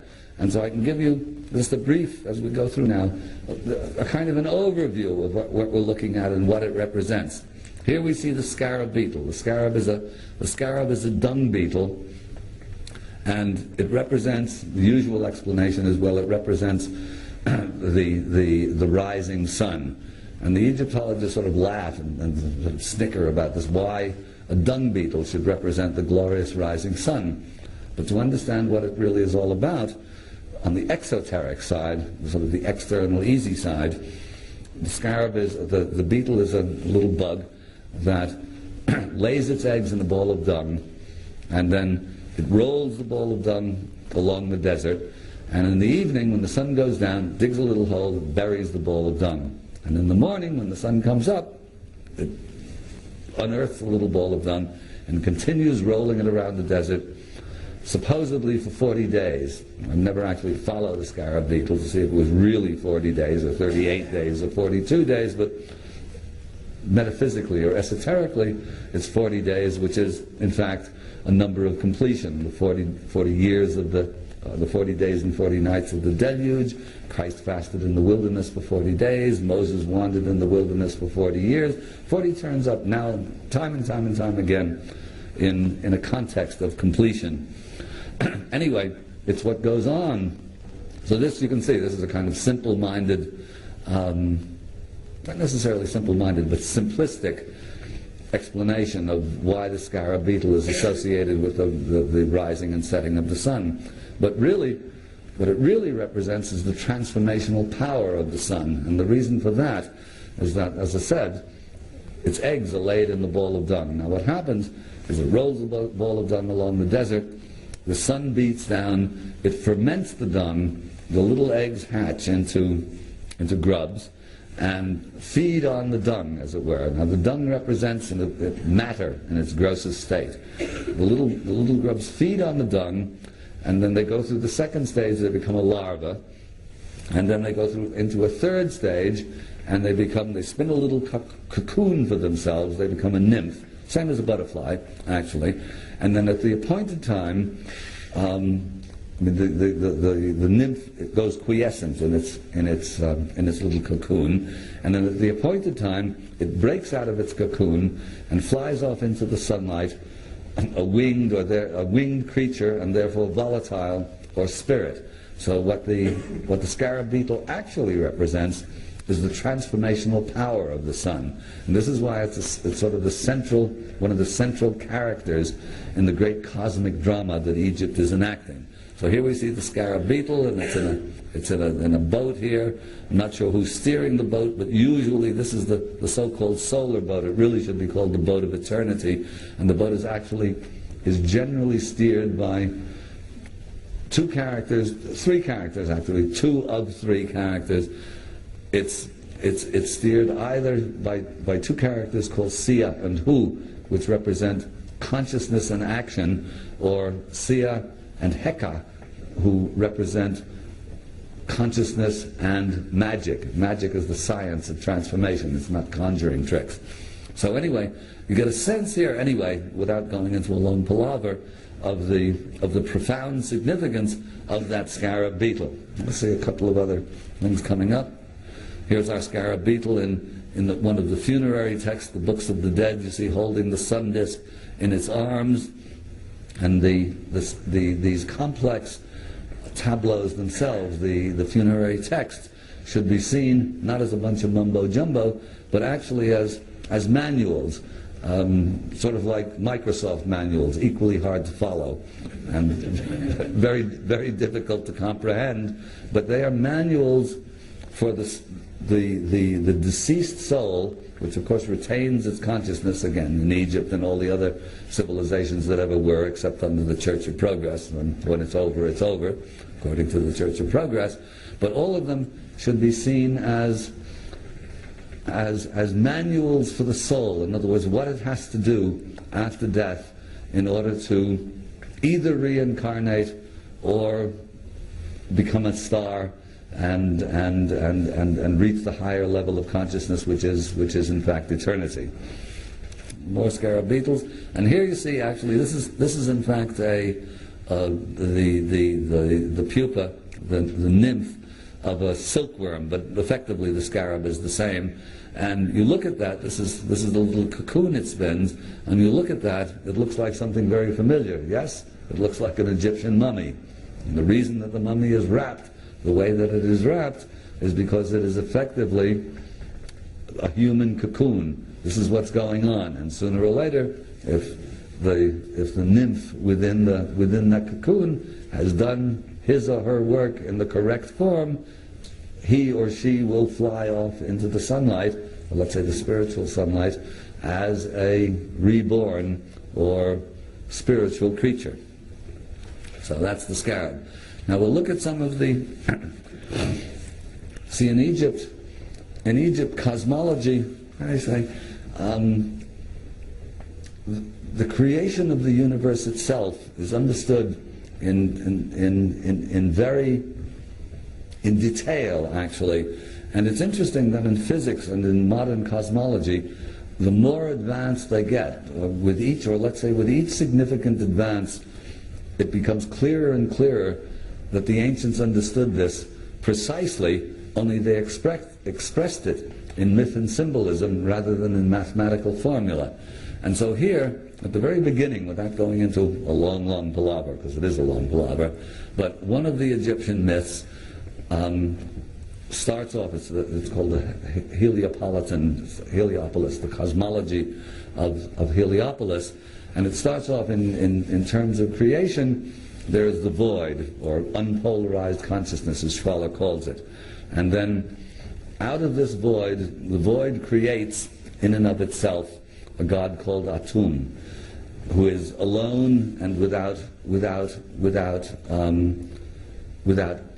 peer and without consort, without a female part to him. So in order to create the universe, Atum actually masturbates the universe into existence. In other words, he has no female. And I've got a book now that I'm just reviewing for a publisher called in French, it's Le Secret d'Hathor, The Secrets of Hathor, by an Egyptologist, an Orthodox Egyptologist. It's very interesting because she's, without mentioning Schwaller de Lubitsch, she's right in there, and she's understanding that the significance, or the cosmological significance of Egyptian myth. And according to this book, and I didn't know this before myself until I read it, but it's Hathor who represents the divine feminine, or let's say the cosmic feminine that actually excites. It's the vision of the feminine that provokes Atum into his act of masturbation, in which he produces a set of twins called Shu and Tefnut. Shu and Tefnut, this is the first sexually differentiated pair, representing Shu, usually he's called the god of air, which means nothing. He's not the god of air. He's the principle of extension, actually, of space. And Tefnut's a bit fuzzy, and Tefnut's difficult to get a handle on, is the first feminine, often shown as a lion, or a lioness rather, who they say represents moisture, but it's in other words, you might say that Tefnut represents the great womb, the moist womb from which creation will spring. They in turn produce, this is Hathor actually, I want to backtrack a bit. This is the temple of Dendera, And Hathor is associated with Nut. Nut is the representation of the sky. Interestingly enough, in Egypt, the sky is feminine and the earth is masculine. So here you have the sky goddess Nut, arched over. This is a chapel in the temple of Dendera, and you see that she's swallowing. Let's see, we've got a better figure of here. It's drawn out here. Here's Nut stretched around the chapel, and she's swallowing the sun by night and giving birth to it by day, and the rays of the light are raying down. This is actually a representation of the facade of Dendera between the two mountains of the horizon. Normally there would be a sun disk here between the twin peaks of the horizon, and this represents actually oneness, the division of the one into the two, the materialization into two. And the solar disk here is associated with Hathor, and the sun raying down. One of the interesting things of this representation actually is that the sunlight itself, I mean, normally if you ask a kid to draw sunlight or the rays of the sun, or if I ask any of you to draw the rays of the sun, chances are you'll draw straight lines. The Egyptians drew them as, I think they're probably meant to represent flowers, but you see that they're in packets, and I'm wondering if the Egyptians actually understood the quantum nature of light. In other words, that light is delivered in packets, because the natural way to draw this is a straight line. I think probably they did understand.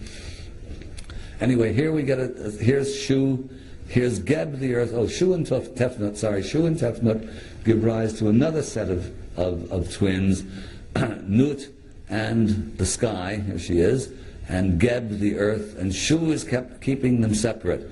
These get very, very complicated, but it actually relates to the book of Genesis, where, you know, God creates heaven and earth, and then separates heaven and earth, and then breathes life across the waters. So all of this, actually, very interestingly enough, virtually everything in the Old and the New Testament is either taken from or derived from or related to the much more complex and sophisticated Egyptian, and much earlier, of course, Egyptian mythology. You might say, I sometimes get people angry with this, but basically Christianity is a kind of remedial Egypt. It's Egypt for the people who can't handle the science, and Judaism is a kind of portable Egypt. You can take it with you into the desert, and nice and short. But in Egypt, the whole thing is worked out in tremendous detail. So here we have, you see the cosmology developing. Over here, then in other words, Earth and sky and universe and so on is set up. This is an astronomical frieze taken from the ceiling of the tomb of Seti I, one of the New Kingdom pharaohs. It's a gorgeous tomb that you can unfortunately no longer get into. At the center of the universe, this represents the polar axis, and you see the strange figure of the upright hippopotamus with the crocodile on its back.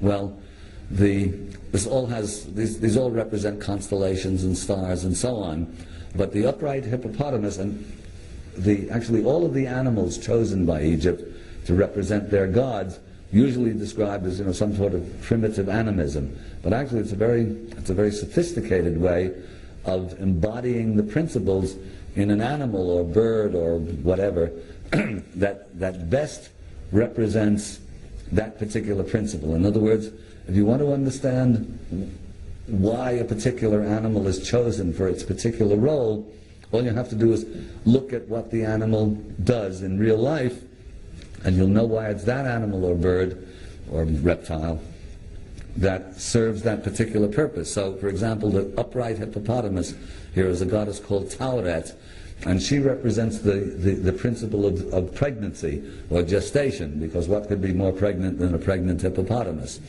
The crocodile, for fairly obvious reasons, represents death. So at the very center of the universe, as it were, this is what is shown, a cycle of pregnancy, in other words, pre-birth creation, with the crocodile on its back, or death. So right at the very center of creation, becoming and return are symbolized through these two animals.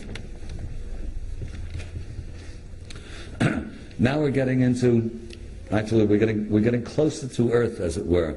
These are the ram-headed sphinxes leading into the temple of Karnak. The only instance of ram-headed sphinxes that there are, and Schwaller uses this as, I think, very good evidence for the Egyptian knowledge of the precession of the equinoxes, because in Luxor, the chief deity of Luxor during the Old Kingdom, and up to the Middle Kingdom, which stretches, let's say, from 3200 or thereabouts down to about 2000 BC, is a god called Montu, whose symbol is the bull.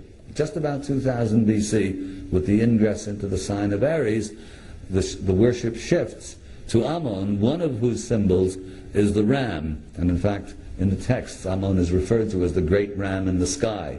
It sounds pretty much astronomical, as though the Egyptians knew what they were talking about. So here, right on schedule, the ram-headed sphinxes or the sphinxes of Ammon lead you into this great temple of Karnak, which actually represents material creation. Karnak is connected by an avenue of human-headed sphinxes to Luxor, which, as I said earlier, is the temple of man, or which represents the role of humanity within the grand cosmic scheme. That in turn is connected to a temple across the river.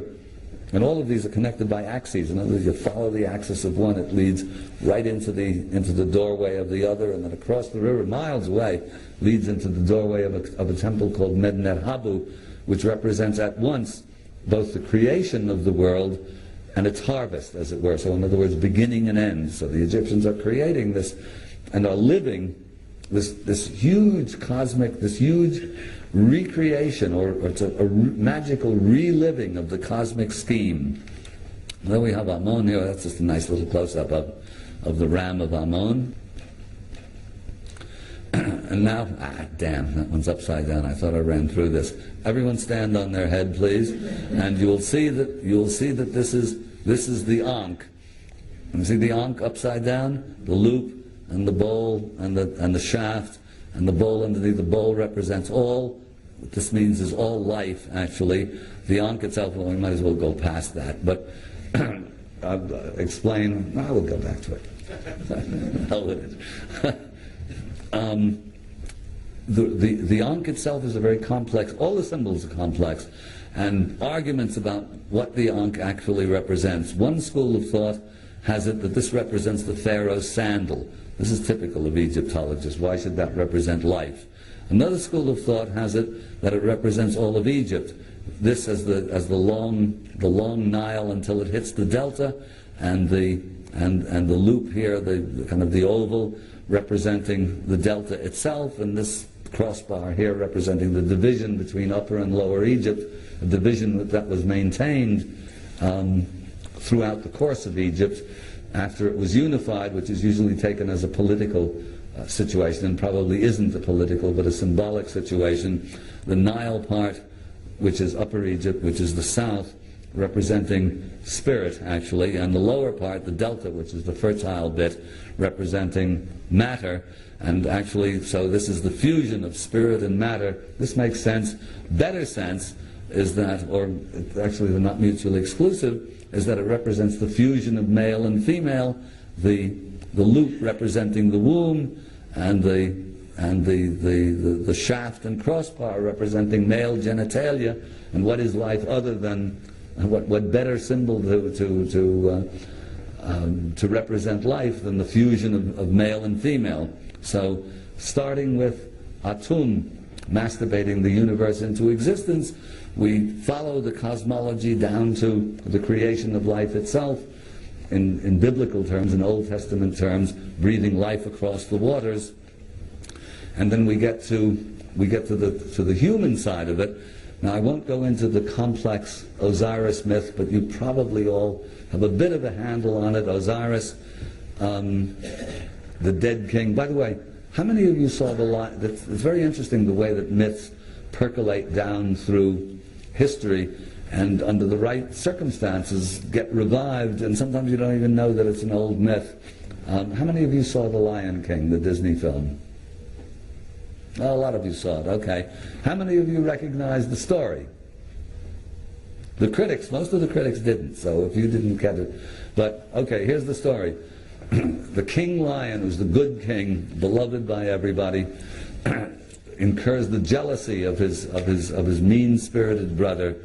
The brother murders the king, marries the king's wife, sends the young prince into exile, who at a certain point comes back to avenge the murder of his father. Sounds like a Shakespeare play, yes?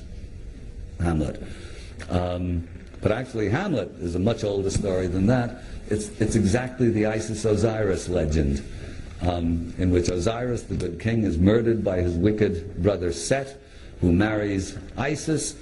Horus, their young son, is sent off into exile. At his appointed time, he comes back to avenge the murder of his father, which he eventually does. Meanwhile, within the Osiris myth, all of this is very, very complex, but it all makes perfect sense as the interplay of principles and really, again, the role of humanity within the great cosmic scheme. In the myth, Osiris, at one point in the myth, Osiris is cut into 14 pieces by Set. But Isis, who is the mistress of magic, along with other things, goes all around Egypt recollecting the pieces. The only piece that she can't find is the phallus, which has been eaten by, in one context, a fish, in another context or another variation, a crocodile. The crocodile is easier to understand. Both make sense, but the crocodile is, of course, death. So Osiris, who actually represents immanent divinity within mortal humanity, is deprived of regeneration because he's lost his generative organ. He's provided with a golden phallus for a night by the god Sokar, who is actually a form of Horus. Here you see Osiris this is an extraordinary relief at the Temple of Abydos, and you see him with his phallus in his hand, obliterated and effaced by the Christians, no doubt, who are into effacing that sort of thing. But in due course, what happens is that Isis appears, and in the form of a female falcon, or kite in other variations, sort of impregnates herself on the phallus of the dead Osiris, and she will eventually give birth to Horus. This actually is a much earlier representation of the Immaculate Conception. In other words, this is the birth of the spiritual human being. In Christian terms, it becomes born again, as it were. But anyway, so here's the human drama evolving out of the great cosmological drama of Atum creating the universe initially. Here we go into other aspects of the symbolism, but I think you begin, I hope, you begin to get the idea that these very beautiful but inexplicable scenes are actually tremendously rich and in fact scientific. Scientific explanation is not quite the right word, but perhaps scientific evocations of very complex processes, and if you have a bit of a handle on the symbolism, you get, in other words, you get a tremendous amount of understanding out of this that you will not get from a long linear explanation. But in order to get that, you have to be an Egyptian priest. I mean, I can get only a little fraction of it, and that's after years and years of study. But if at least you appreciate the richness of these tableaus, you begin to get a sense or a feeling for Egypt. So this over here, this is the court of Osiris, and this is one of the forms of Set, who represents the opposition, being sort of beaten away by a monkey who represents the intellect. And all of this is very complicated. These are the scales in which the soul of the deceased is going to be weighed. Complicated stuff. Here, though, there's just a more clear, this is a drawing of the same scene, the whole of Osiris. Here you have one of the innumerable scenes from one of the papyrus of the funerary text of the judgment scene. This becomes Judgment Day in Christianity, and here you have Anubis, and this is the heart of the deceased. There's the heart, you see, in the form of a little jar, being weighed against a feather, which is the feather of Mot, who represents justice or cosmic equilibrium. The heart the heart can't outweigh the feather, or the soul of the deceased gets thrown to a creature here called Amit, who's a combination crocodile, lion, and hippopotamus, who's called devourer or eater of the dead. The Egyptians didn't actually have a hell, a place of eternal punishment. What they had was oblivion. And without going into the complexities of it, Egypt had a kind of a twin doctrine, according to Schwaller de Lubitsch. There was the path of Osiris, which corresponds pretty much to Vedic India, which is a path of successive incarnations, reincarnation in other words, and then the path of Horus, which is salvation or resurrection or the return to the source within a single lifetime, which in fact becomes Christianity. So there was a fusion of these two paths actually that fueled Egypt along its 3,000 years. Here we have just a detail of that scene of the dead. That's the heart, in the form of a little jug and actually looking like a heart. And this is the goddess Ma'at with her ostrich feather on her head. Now here we have just a couple of scenes from the books of the dead, which, as I said, are instruction manuals and tremendously complex. When you go into the royal tombs, when you go into the noble tombs, you see all of these wonderful scenes of so-called scenes of daily life, which are also scenes of transformation. All of these are scenes of transformation. In the books of the pharaohs, they're actually entirely symbolic, and you see very little that that relates to daily life as we know it, such as the winged and legged serpents and the characters with the sun discs on their heads and the eyes of Horus and so on. This is, even to the Egyptians, this was complicated. The texts refer over and over again to the mysterious land of the Duat, which is the limbo or the state of consciousness that follows death. By the way, I think you will have gathered, well, I'll reinforce the point now, that in classical Egyptology it's often said that the Egyptians were obsessed with death. They weren't obsessed with death. You can say that they were obsessed, but what they were obsessed with was eternal life, which is a very different outlook upon life, actually. Everything was directed toward and focused upon that single issue of life eternal.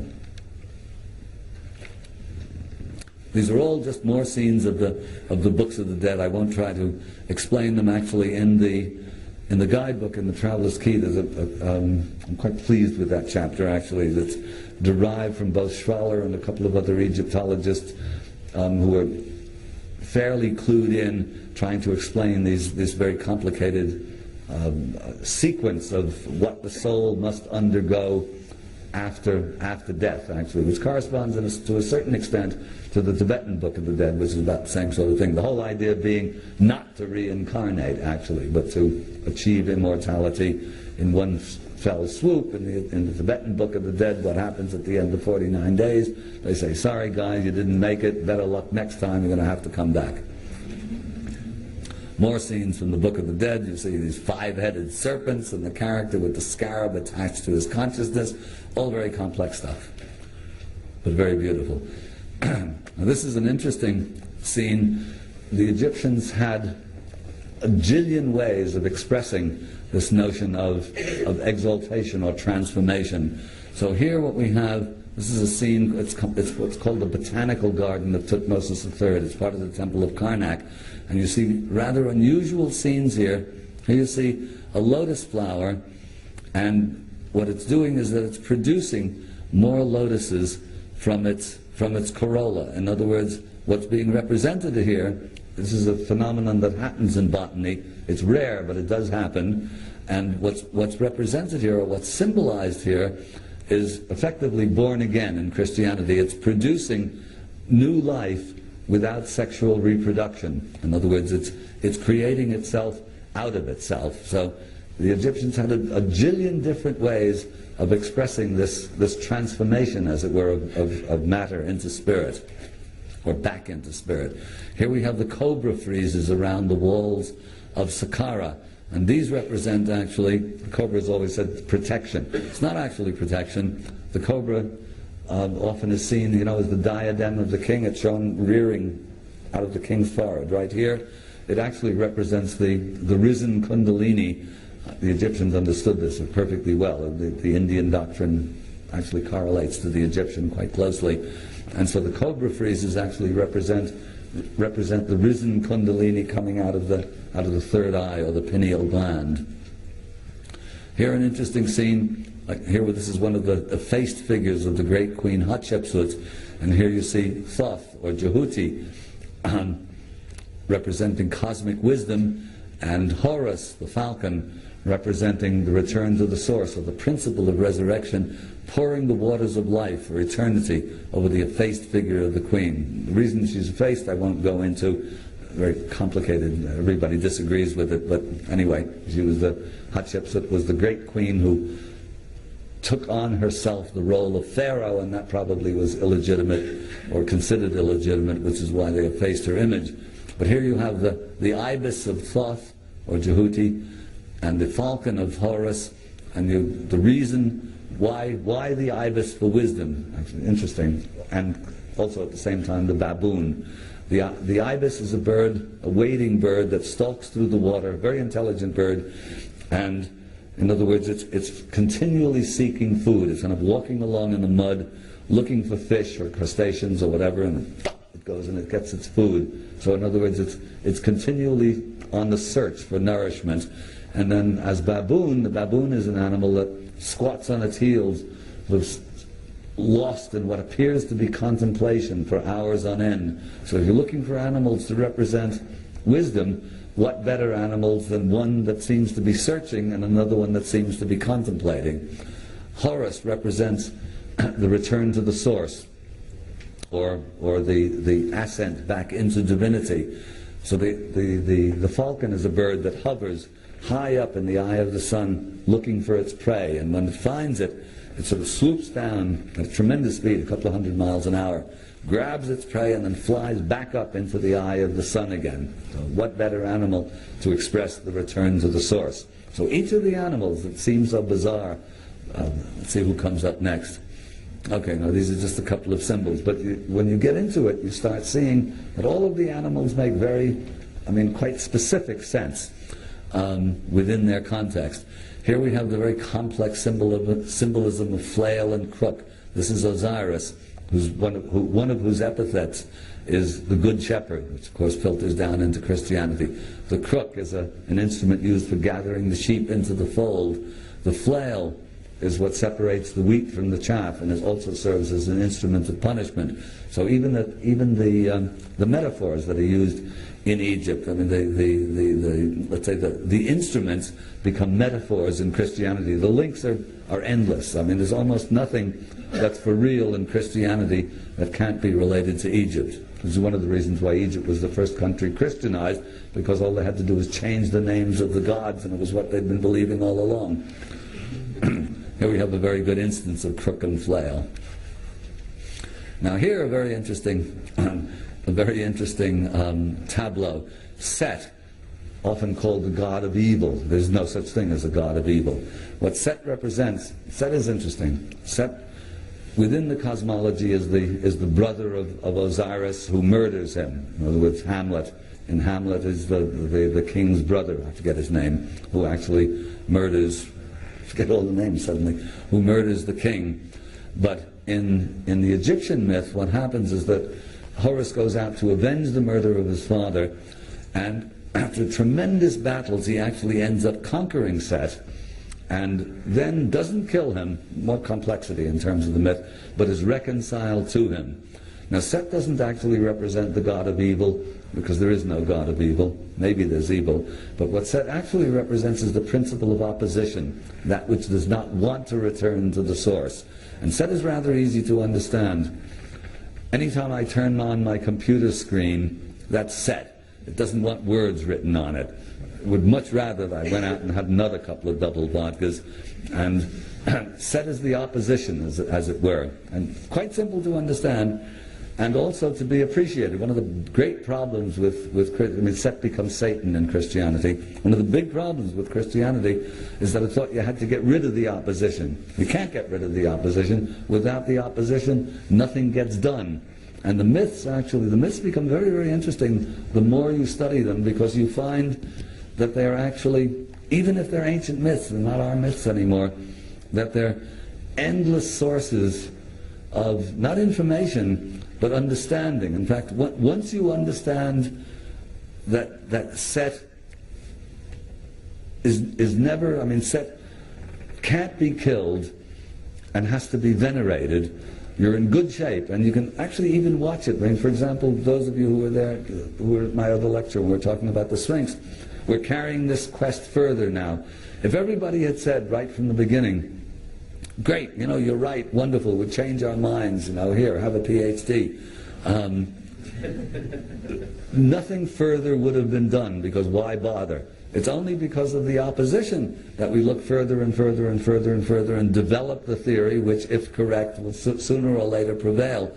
So Set is an understanding of Set. It would be harder to find anything more important in the actual process of living our daily lives than to actually appreciate the existence and the necessity for Set. And here you have Set, and Set is a great god in Egypt and revered, and here you have Set himself offering the key of life and the scepter of dominion or power to the falcon of Horus. And elsewhere you see both Set and Horus embracing the king. The king reconciles these two warring principles of he who would return to the source and he who would oppose the return to the source. It would be very difficult to find a more important lesson than an appreciation and understanding of the Setian force. Unfortunately, we now live in an era where Horus is kept in a cage, if he exists at all, or is anyway an endangered species, and Set is everywhere. So this is a problem. Now, some of the other symbols. Here we have the hunting dogs of Egypt. You see that these are called the Stesemuhoru, the greyhounds of Horus. These are the wonderful, vibrant scenes on the walls of the noble tombs. And it's from these tombs, actually, that we know a lot about how the Egyptians lived their daily lives, because these are indeed scenes of daily life. And you see boatwrights and goldsmiths and winemakers. And if you wanted to, if you had to start from scratch, nothing else, and you wanted to recreate Egypt, all you needed a couple of these tombs intact, and from scratch you could start off doing things the way the Egyptians did, because they're very detailed. But at the same time, all of them are transformational tales. And in this case, these are the greyhounds of Horus, and what they're doing is they're hunting down the wild animals of the desert, and everything in the desert, everything that is wild, comes in under the domain of Set. So you have the greyhounds of Horus hunting down the enemies of Ra, which are Setian. All of this is very rich in symbolic significance. Here's a very nice drawing of one of those greyhounds, and interestingly enough, here's another one, actually, of the greyhounds and the monkey. Greyhounds, actually, what they represent is instinct under control. The monkey on a lead represents the cerebral chattering intellect, same as in China, under control, being led actually to the deceased as offerings. And over here you see the dogs still exist. Actually, I lived on Ibiza, the island of Ibiza, off the coast of Spain for many years, and there the hunting dogs of Egypt remain pure, as a pure breed. And I've always had these dogs. This last one died a few years ago, and I've been so busy traveling that I don't have another one. But interesting that it filters down over the years, and the wonderful greyhounds of Egypt are still with us. Here we have Sekhmet, everybody's favorite goddess, shown as a lioness, a woman's body with a lion, with the head of a lioness and a solar disk on top. She represents the female aspect of the fire principle, and she's the consort of Ptah, the consort, the architect of heaven and earth. And when you say, why the lioness for this particular role, all you have to do is look at what how the lioness lives to understand this. And you realize that the male lion basically does nothing. He sort of sits around and roars and keeps the other guys away from the harem. And it's the female lion, the lioness, who does all of the work, nurtures the children, does all of the hunting, and wreaks vengeance on, in other words, keeps anybody else out away from the pride. So, and it's Sekhmet who actually is in Egypt, is both healer, but the healer by fire, and and also whenever vengeance has to be wrought upon whatever, rebellious mankind or whatever, it's Sekhmet who's sent down to do the work. Sekhmet is the fiery aspect of Hathor, who represents the cosmic feminine. Here's another Sekhmet. Here Sekhmet is sometimes, so active that she's actually shown masculine with her erect phallus. Here we have the erecting of the Jed column, which represents the backbone symbolically the backbone of Osiris, that which allows organic life to stand upright. All of this, as you see, very complex tableaus. Here, the Falcon of Horus, a beautiful representation at the Temple of Edfu. Another, there's Horus again, against the very corrupted art of the late period of Egypt, the Ptolemaic period. Here's a beautiful Hathor face from the great temple of Hatshepsut of Der al-Bahari on the west bank of the Nile. Hathor represents many, many things associated by the Greeks with Aphrodite, the goddess of love, dance, song, sexuality, and so on. This is absolutely accurate. But she also provides cosmic nourishment, is sometimes shown in the form of a cow. Here you see she has cow ears, the cow being the animal par excellence that provides nourishment. And she's also actually the mistress of the cycles of time. Here we have maybe the best vulture ever portrayed anywhere on any wall. This is another form of Hathor, actually. This is Nekhbet, who represents the sky goddess. Beautiful. This is also at Hatshepsut's temple. And here an interesting statue. These are called cube statues. And you see you have a figure. This is Senmut, the architect of Hatshepsut, who's the ward of her little daughter, shown here. The usual explanation of these strange statues is that the Egyptians were saving money by just sort of showing it as a cube rather than showing the whole figure.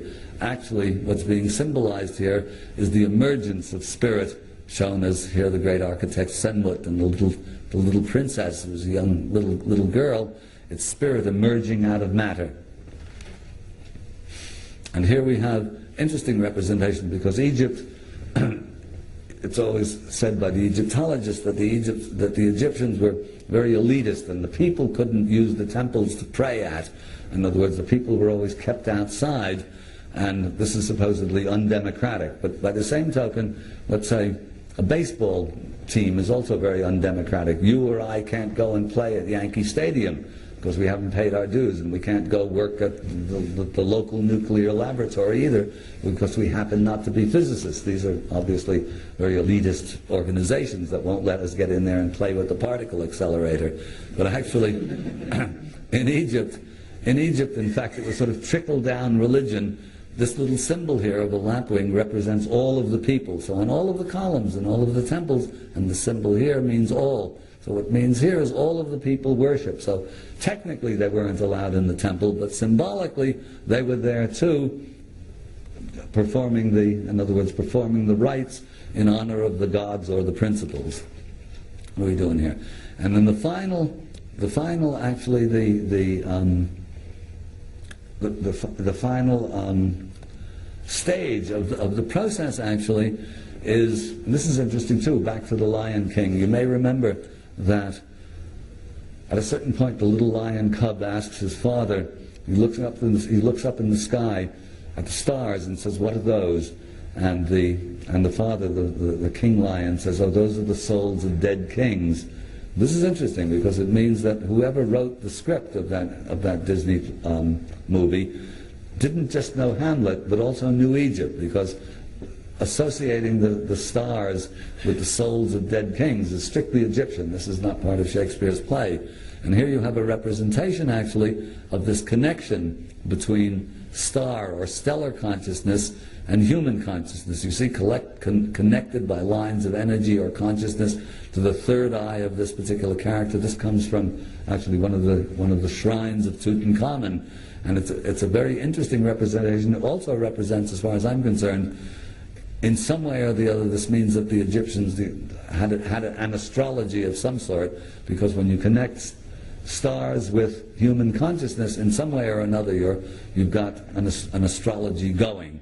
The Egyptologists denied that the Egyptians actually had an astrology. Now we're getting into, okay, now we're going to take a very brief potted tour of Egypt, going through some of the major sites very quickly, but you'll see then it becomes quite graphic when you follow the sequence, that Egypt is even Egypt, lasting for dynastic Egypt, lasting a full over 3,000 years, and if we're correct with our Sphinx theory, many thousands of years before that, on a descending slope, starting off at its peak, and if I'm right about this Sphinx, well, we're talking about 36,000 years or something like that. Even if I'm wrong, we're certainly talking about more thousands of years, but there's absolutely nothing on Earth remotely like this extraordinary Sphinx. And this is the dawn of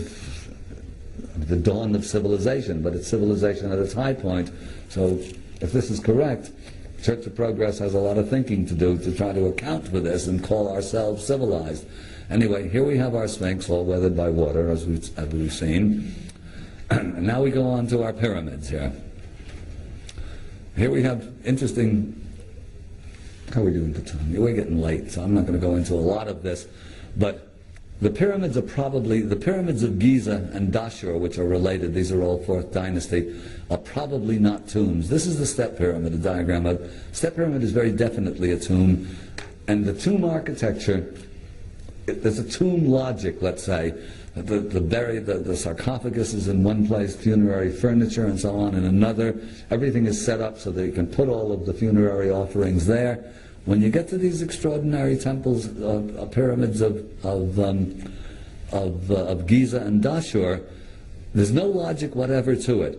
Everything is different from everything else, and nothing seems to work as a tomb. This is the Great Pyramid here.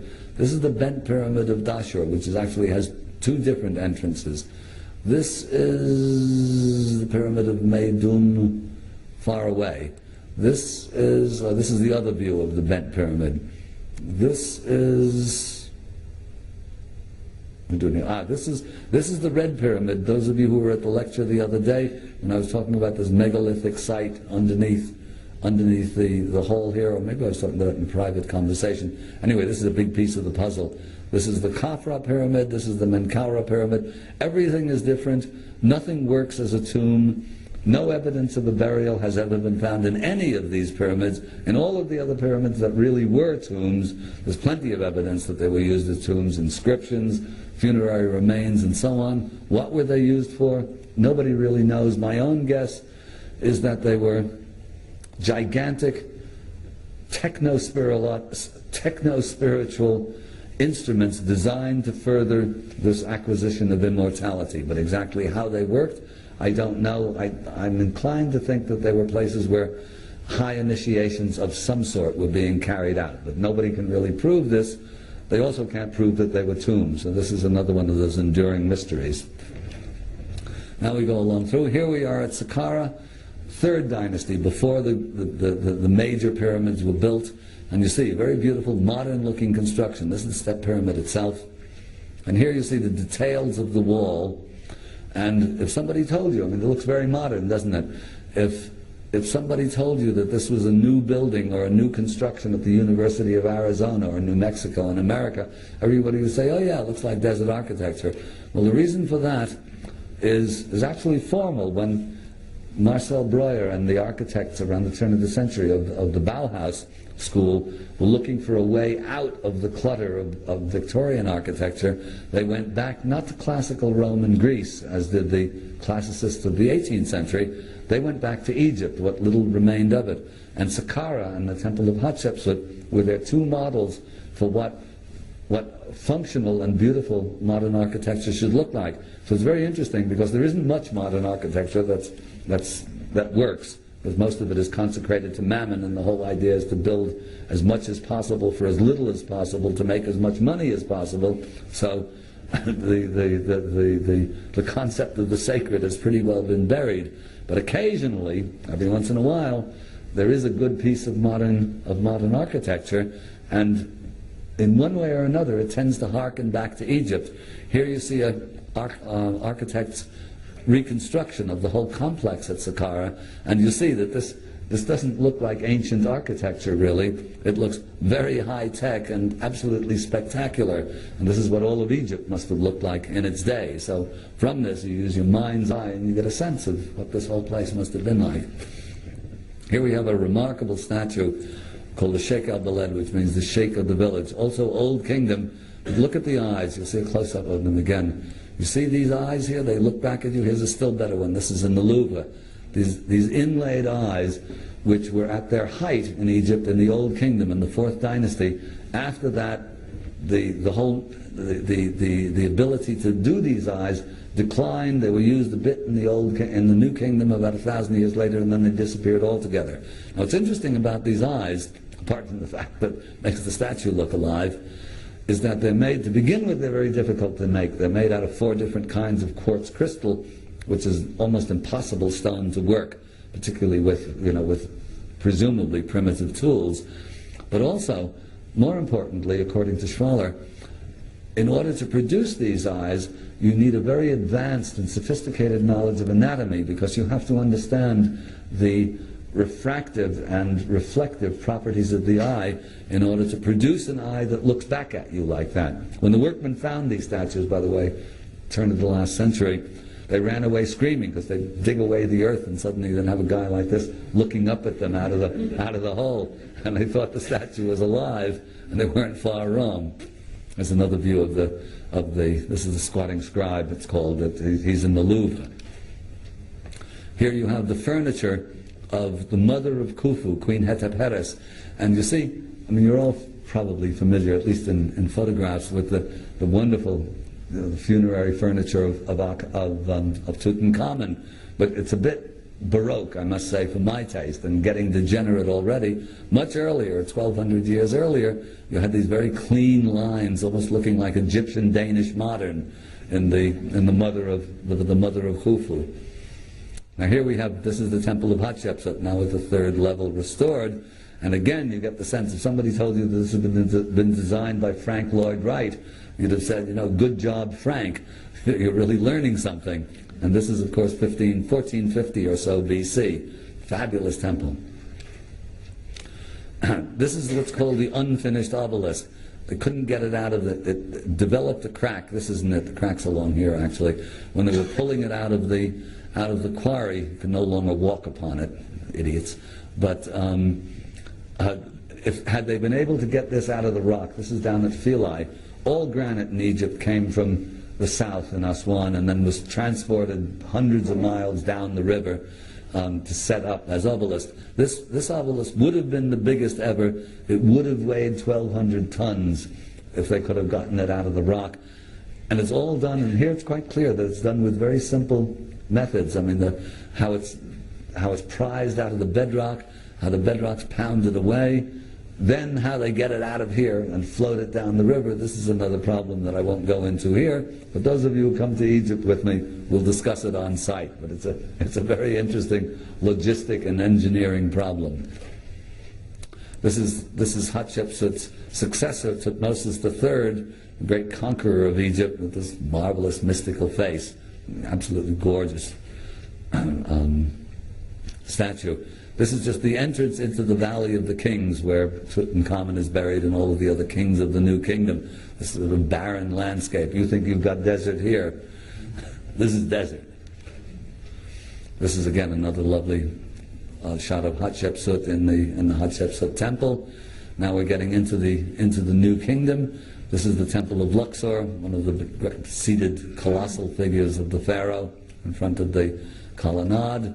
Get a very different sense of it. This is the heretic pharaoh Akhenaten, about whom more controversy exists than probably any other single figure in Egypt. I won't go into it here. Akhenaten, there's very little left of Akhenaten, and most of the good stuff is either at the Luxor Museum or the Cairo Museum. Almost no one is left unmoved by this stuff. Some people think that this is the best thing that Egypt ever produced.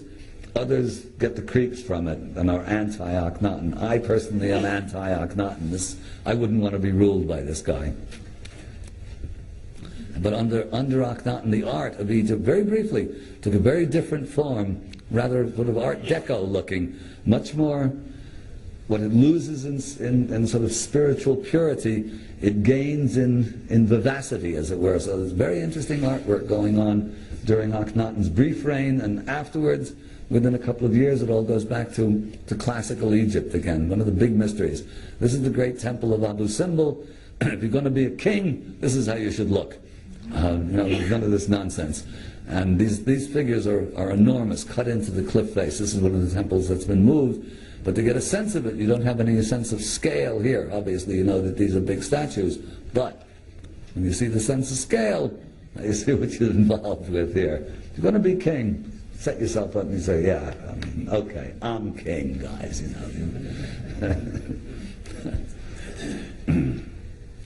This is what Egypt looked like when the Egyptologists, before the Egyptology began. These are Napoleon's drawings, the drawings of Napoleon's draftsman when he came in, and you see right up to the capitals of the columns. This is, I think, Dendra, anyway, it's a Ptolemaic temple. You see what's happening now. We've gone from the Sphinx into the pyramids and this extraordinary sculpture of the Old Kingdom, down into the New Kingdom with Abu Simbel and Luxor and Karnak and Hatshepsut's temple, and now here we are in Ptolemaic times, following Alexander. This is where here we're talking about 200 or so BC, and you see that the architecture looks very different. Actually, these temples still have a lot of power, but the artwork has become corrupted and much more complex, ornate. The sense you get of Ptolemaic Egypt is of overripe fruit ready to drop off the tree. In other words, Egypt has lived out its life cycle, and there's not going to be much more of it left. And then what happens, you see, the wonderful, you saw before, Hatshepsut, the Hathor heads, and the Tutmosis face, and the Sheikh el-Baled, and all of these wonderful figures. You see here, it's all become stiff and corrupted, and the figures themselves have changed enormously. In Old Kingdom Egypt, the women all look like models, and the men all look like long-distance runners. In the New Kingdom, the women all look like movie sex queens, and the men all look like football players. When we get into Ptolemaic times, the women look like footies, we're here in Australia, like hookers at King's Cross, and the men as though they've just come back from the orgy, and probably they have, and everything is becoming corrupted and degenerate, except, and then finally what happens is that Egypt gives way to Rome and Greece, and not even Rome and Greece at their best. And you see what happens. It's very moving, actually, when you go in the Cairo Museum, and at the very end we go into the Greco-Roman rooms there, and you see what happens when a civilization that has been based upon spirit gives way to a civilization that's based upon matter. And you see here we are, Greco-Romans, and here this guy has definitely come home from the orgy, or is maybe still at it. It's a long way from the kings of Egypt. And here we have, this is the famous, the Ba bird, which represents the eternal spirit, as it were. And here's, in Roman times, and here's the version in the New Kingdom of the human-headed falcon hovering over the body of the deceased. And I think we're going to have to switch this, just to say, well, here's the Sphinx, who's turned into Tony the Tiger. I don't know if you have Tony the Tiger here on your Kellogg's cornflakes. And I think now, and here's what happens in other Sphinx here. We're a long way from Giza here, and I think this is the last one. Wait, coming to the end here. Egypt is degenerating, Rome and Greece take over. The last gasp of Egypt, or almost the last gasp, or the last sort of major gasp of Egypt, takes place in Alexandria, and what are called the catacombs of Komal-Chugafa, which are erected by a wealthy private family somewhere in the 2nd century AD. Big circular well, and in it are reliefs. And you see what's happened to Egyptian art. This is the sacred bull of Ptah, and you see the whole thing has become a kind of a, you see them here, this is the rearing cobra, all mixed up with Greek and Roman motifs, and the whole of sacred Egypt has turned into a kind of an underground Disneyland. What happens then is that Christianity takes over, and does not, in fact, go around blasting everything to pieces as Christianity usually does, but in fact takes over the temples, carves the Coptic cross into the walls or into the columns. This is at Philae, the great temple of Isis at Philae, and appropriates Egypt for itself. Christianity is then replaced by Islam, who has even less regard for ancient Egypt. Here you see the gods of Egypt reduced to a backdrop on the rear end of a camel. Like that. Here's just a couple of Egypt scenes of what it looks like, today down the Nile, the kind of boats that we go on when we're on the trips. And here's a fabulous sunset against a date palm. And what I want to read you here, can I have the lights on?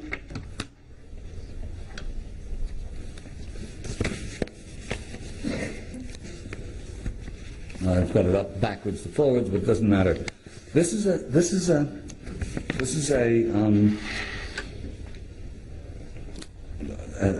entry in what's called the Hermetica, which are big arguments about the actual provenance of the Hermetica. But the usual explanation, this is 2nd or 3rd century A.D.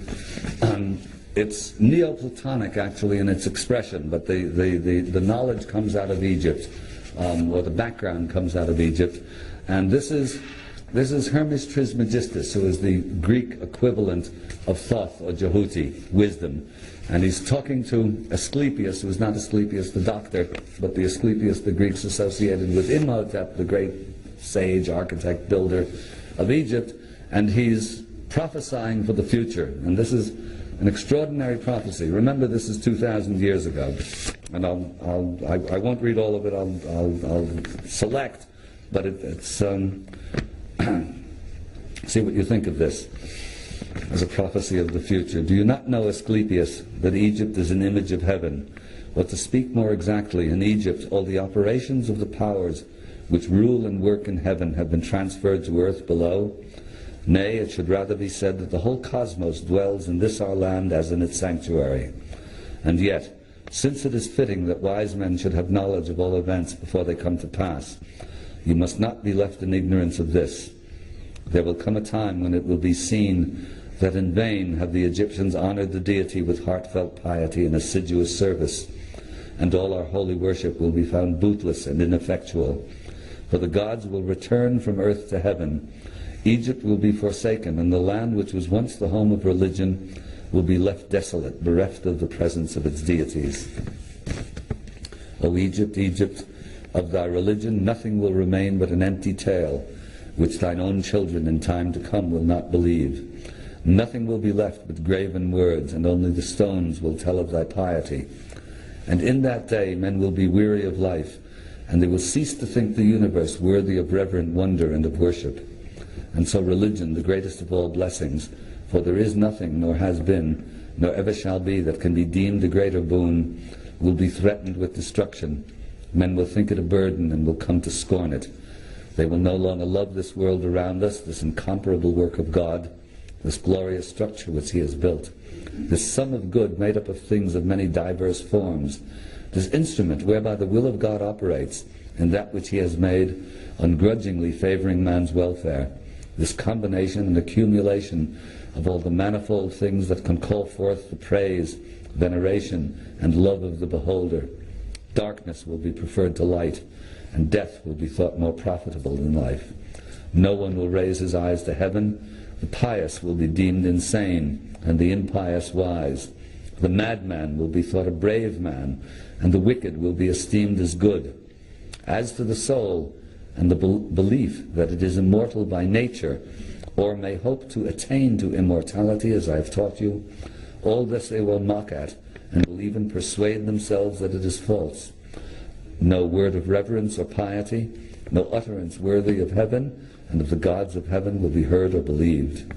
And so the gods will depart from mankind, a grievous thing, and only evil angels will remain, who will mingle with men and drive the poor wretches by main force into all manner of reckless crime, into wars and robberies and frauds and all things hostile to the nature of the soul.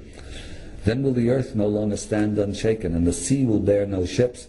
Heaven will not support the stars in their orbits, nor will the stars pursue their constant course in heaven. All voices of the gods will of necessity be silenced and dumb.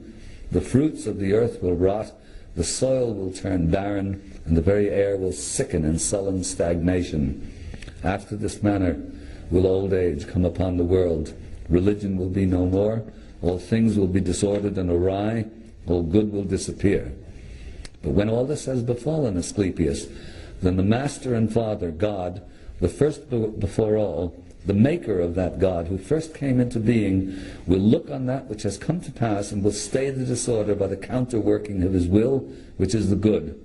He will call back to the right path those who have gone astray. He will cleanse the world from evil, now washing it away with water floods, now burning it out with fiercest fire, or again expelling it by war and pestilence. And thus he will bring back his world to its former aspect, so that the cosmos will once more be deemed worthy of worship and wondering reverence, And God, the maker and restorer of the mighty fabric, will be adored by the men of that day with unceasing hymns of praise and blessing. Such is the new birth of the cosmos. It is a making again of all things good, a holy and awe-striking restoration of all nature, and it is wrought in the process of time by the eternal will of God. Not bad for 2,000 years ago, huh? Sounds sort of like the business about the sullen stagnation and the earth rotting and so on. Sounds a bit like the headlines of any daily newspaper, doesn't it? But anyway, that's the process, as I've been explaining throughout this whole thing. It's an organic process, and we're now at the cusp of an age, and it is certainly in a deep downhill spiral, but the seeds of the new are being planted, and it's basically up to us. Here we have a very rare example of, I've got it up backwards to forwards unfortunately, but you see that the head of Set and the head of Horus on a single figure reconciled, as it were. And over here we have the figures again. This is the actual shrine of Tutankhamun with those mummiform figures connected by rays of consciousness to the star. And here we have it again more clearly, the star of heightened or cosmic consciousness connected to the human being, because that's our destiny. And basically it's up to us to make the prophecy come true. I have an idea that God's not going to see to it on his own unless he gets some help from us. And so I thank you very much.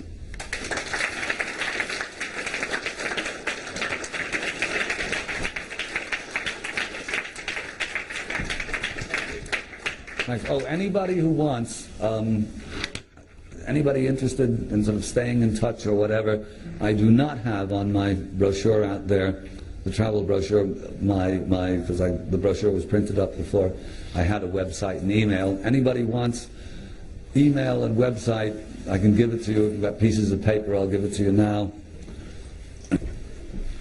Everybody who has pencil and paper have it? Okay. Email is my initials, JAW Sphinx, SPHINX, at AOL.com. Website is all JAW Sphinx, of course, one word. It's not case sensitive, so it doesn't matter if it caps or small letters. Website is http Harry Thomas Peter / members, as in members of parliament, .aol.com / JAW Sphinx. And on the website you'll find all the details of trips and stuff like that, and for those who are sufficiently interested to wade through a lot of controversy, there's a whole lot of stuff that's been put on over the course of the last few months from this furious argument that's been going on back and forth and so on. I keep the website updated fairly consistently, so tune in every once in a while. There's always new stuff going on there, and New Egypt info and so on. Do I have questions? Oh, everybody knows everything. Oh, okay, there's a question there. Yes? The little paragraph describing tonight suggested you might talk about the new discoveries at the Sphinx. Can you give a synopsis of it in a few minutes? Yes, I can. I saw you weren't there the other day. No. Well, it's not so much new discoveries. Well, it is in the sense that I've been putting together a whole bunch of new pieces of evidence relating to this water weathering theory. So there's a whole bunch of their little smoking guns, and I'm hoping I will be going over there in another month or so with Robert Schoch, one of the geologists who works with me, to corroborate this water weathering hypothesis. If he feels that the evidence is as strong as I believe it to be, we then present it at the Geological Society of America's convention, in which case that's more headlines. We smoke the opposition out. The next stage is to get a bunch of independent geologists over to corroborate or rebut the evidence as they see fit, and then that leads, we hope, to more permission to get over there with seismographs and radar and so on to look for still more evidence. Without the slides here, actually, it's difficult to go into these different bits and pieces of evidence, but mostly it concerns more more water weathering in places where there's not supposed to be any water weathering. Meanwhile, there's the competing team, you might say, a guy called Joe Shore, who's, without going into a long song and dance, but basically out to sort of reap the glory for himself and be the one who discovers the Hall of Records, who supposedly has permission, he could be over there now, to himself go over there with, mainly he's going to be working with ground penetrating radar to see if he can establish once and for all the cavity under the paw of the Sphinx to the satisfaction of the authorities. And at a certain point, if particularly Zahi Hawass, the director of the Giza Plateau, is convinced that there really is a chamber there, we're absolutely certain. We're not absolutely certain, but we're about as sure as damn it that there really is such a chamber. Then it's a question of somewhere along the line getting permission for somebody to drill a hole and put a fiber optic camera down in there and see if there really is anything in there.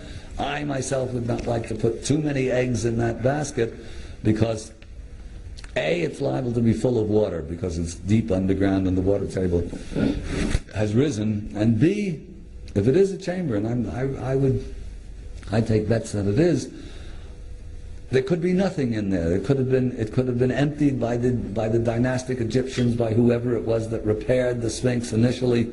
So, and on the other hand, if they go in there and they find the tablet that says, this was carved by Ahmed the Atlantean in 1703 BC, nobody would be happier than me. I would like to be the guy who finds it, but who cares? I mean, whoever finds it, finds it. That's, in a nutshell, that's sort of what's going on there. A lot, in other words.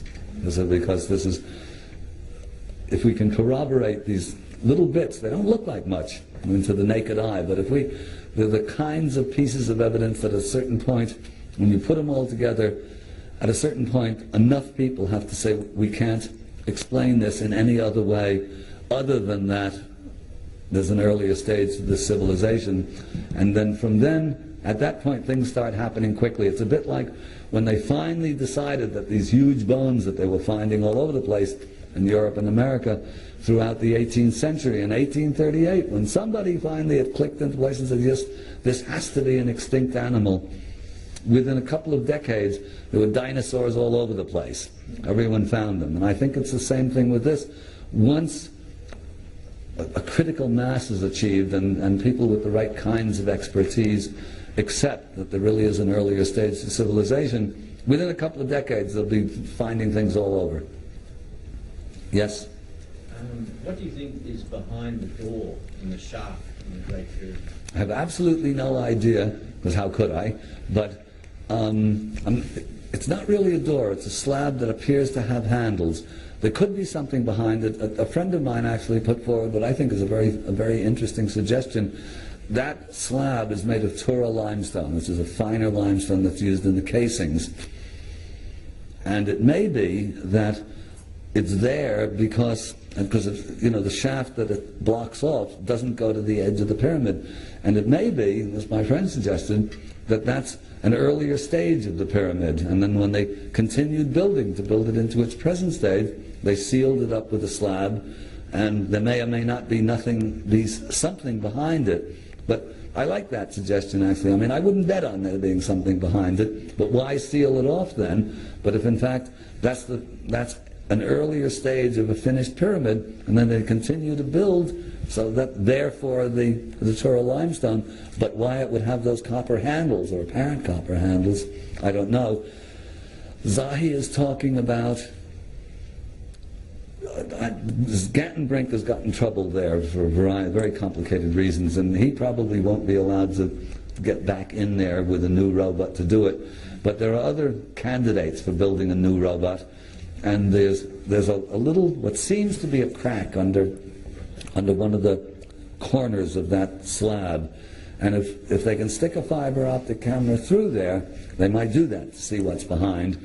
If in fact the crack doesn't really extend all the way through, then they're in trouble. Then they have to drill through the slab or the block, however big it is, and nobody knows how big it is.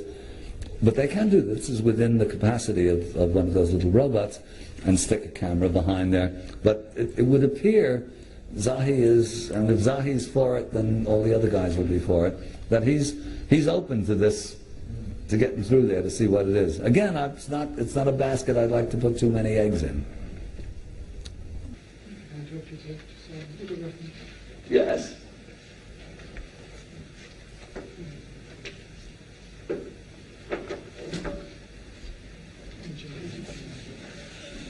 Anyway, wait a sec now. Anybody, we okay now, everyone? Okay, thanks again.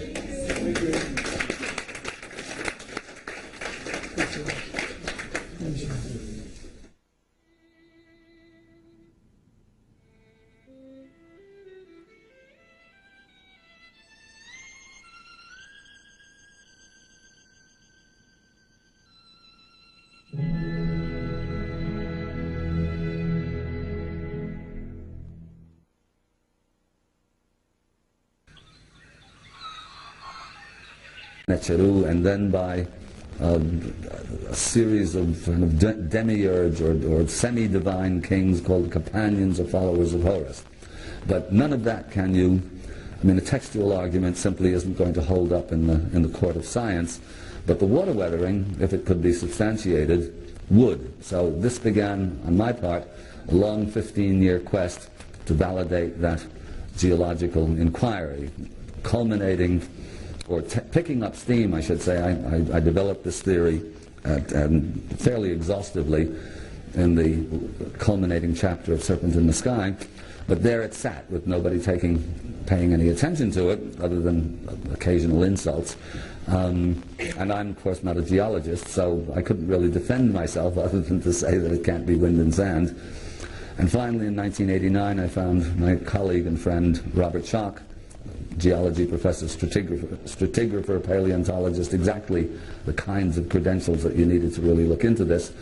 And he came over to Egypt with me, corroborated the water weathering hypothesis. This was then presented at the Super Bowl of Geology, the Geological Society of America's convention in '91, which led to the big NBC special, which led to furious controversy over the last 7 years, and now is picking up steam again as we've acquired support from a couple of independent geologists who we never even met. They didn't even contact us. They just got interested in this, went over to Egypt and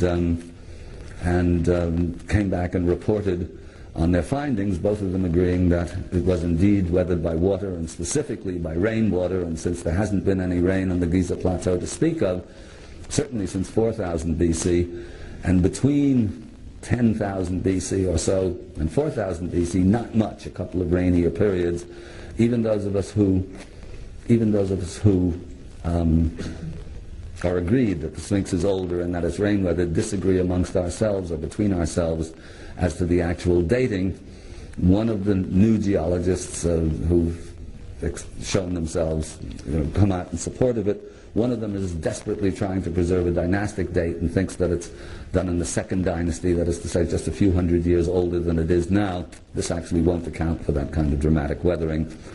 Schoch takes the most conservative position allowed by the data, which is fair enough. He's a geologist, but and a scientist. He's got tenure after his name, so I mean he's got letters after his name, so he has to be cautious. But even he privately agrees that it could well be a lot older. Graham Hancock and Robert Beauval, on the basis of a supposed Leo correlation between the Sphinx and the constellation of Leo, that is to say, in the age of Leo, the precessional age of Leo. The last age of Leo was around 10,500 BC. They take a 10,500 date. I think actually that I agree that it's hard to ignore a Leo correspondence between the Sphinx and the constellation, but for a variety of reasons that I won't go into here, I went into the other night. I don't think that 10,500 date works, mainly because the Earth is in upheaval at that time following the breakup of the Ice Age under cataclysmic conditions. I think it's the period before that, the precessional age before that, in other words 36,000 or thereabouts BC, which of course absolutely outrages the academics, but I don't care because I don't have any letters after my name and I don't have any tenure that I have to worry about, or in fact I don't have to care what they think or what they say. on the basis of the Egyptian texts themselves, their dating actually puts them back at that fantastically old date, around 36,000 BC. So that's my bet is on for that much older date. In any event, this is just preamble. The actual dating of the Sphinx, as I've said on a number of occasions and talked about at the conference, is in and of itself not a matter of grave concern. It doesn't affect the price of eggs.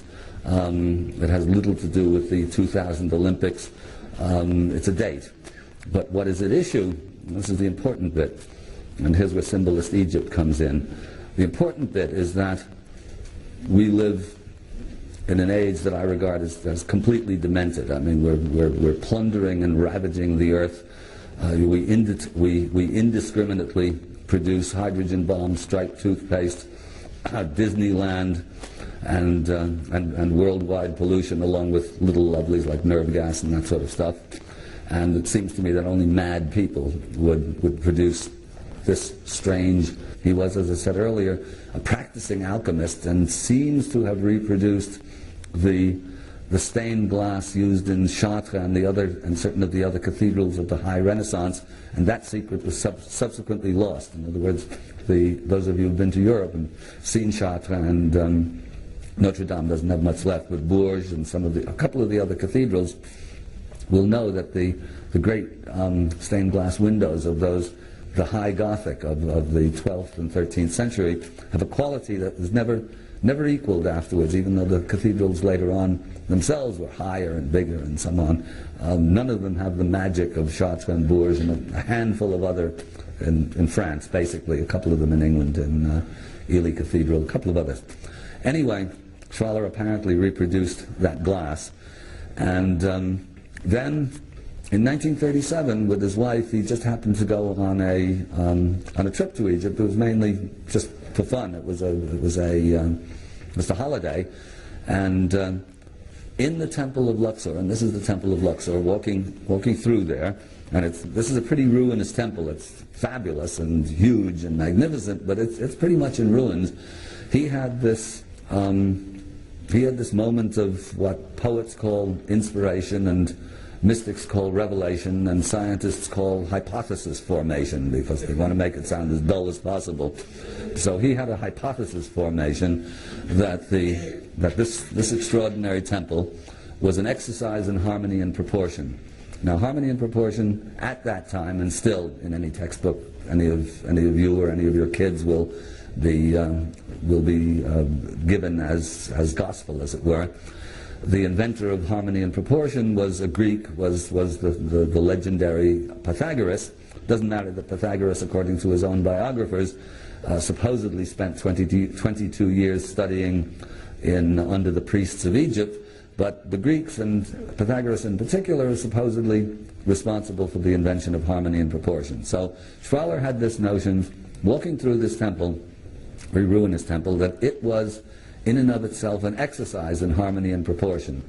If that were the case, and Schwaller always believed or had kept an open mind to the notion of more ancient knowledge and lost civilizations and that sort of thing, if that were the case, if he could prove that, Schwaller would push the understanding of harmony and proportion back at least 1,000 years, because the Temple of Luxor is built about 1,000 years before Pythagoras, and by extension it would push it much further back, because the Egyptians of the New Kingdom around 1300 BC obviously didn't invent this out of the blue. Virtually every building in Egypt, including pyramids of the Old Kingdom and the temple complexes of the Old Kingdom, are similar, as it were. I mean, they have the similar feel about them, let's say, that Luxor has.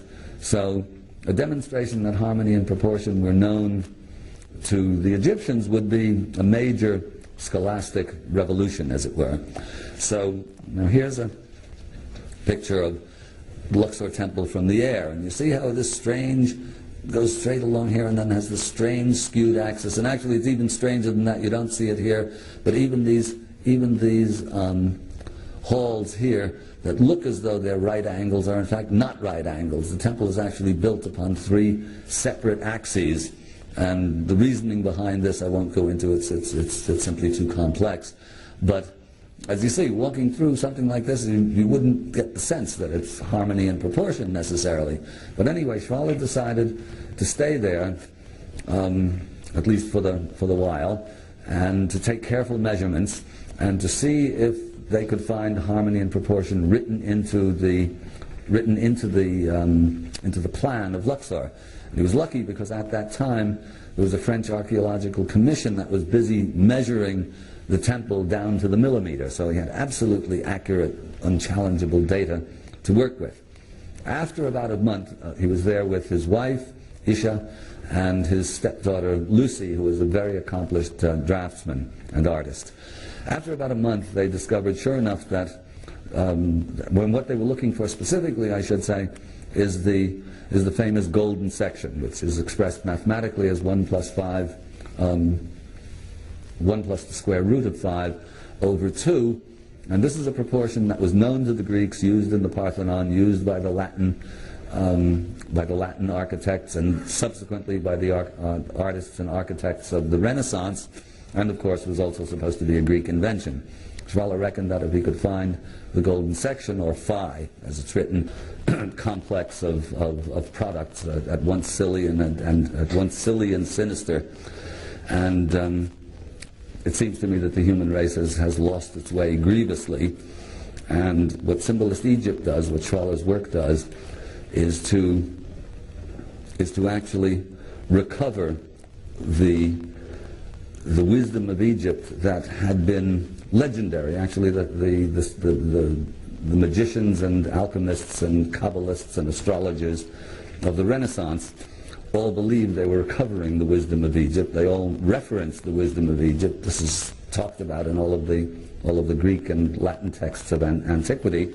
But they only had little bits and pieces of it. And what Schwaller de Lubitsch did, and what I believe is actually a big claim, but I think it's probably the most important single piece of scholarship of this or any, not this, but last or any other century, actually, because it is the recovery of that sacred science that holds the key to the possibility of getting out of the mess that we're in now. And by that, I don't mean that by understanding in depth the Egyptian doctrine, we are suddenly going to stop building skyscrapers and Porsches and atom bombs. Well, maybe atom bombs, but actually what we will have is we will have the keys to an ancient sacred science that we can re-manifest in a manner appropriate for our own age, or the age that's coming upon us. In other words, we're not going to build temples and tombs and pyramids again. We're not going to mummify our presidents, though it's not necessarily a bad idea, earlier rather than later.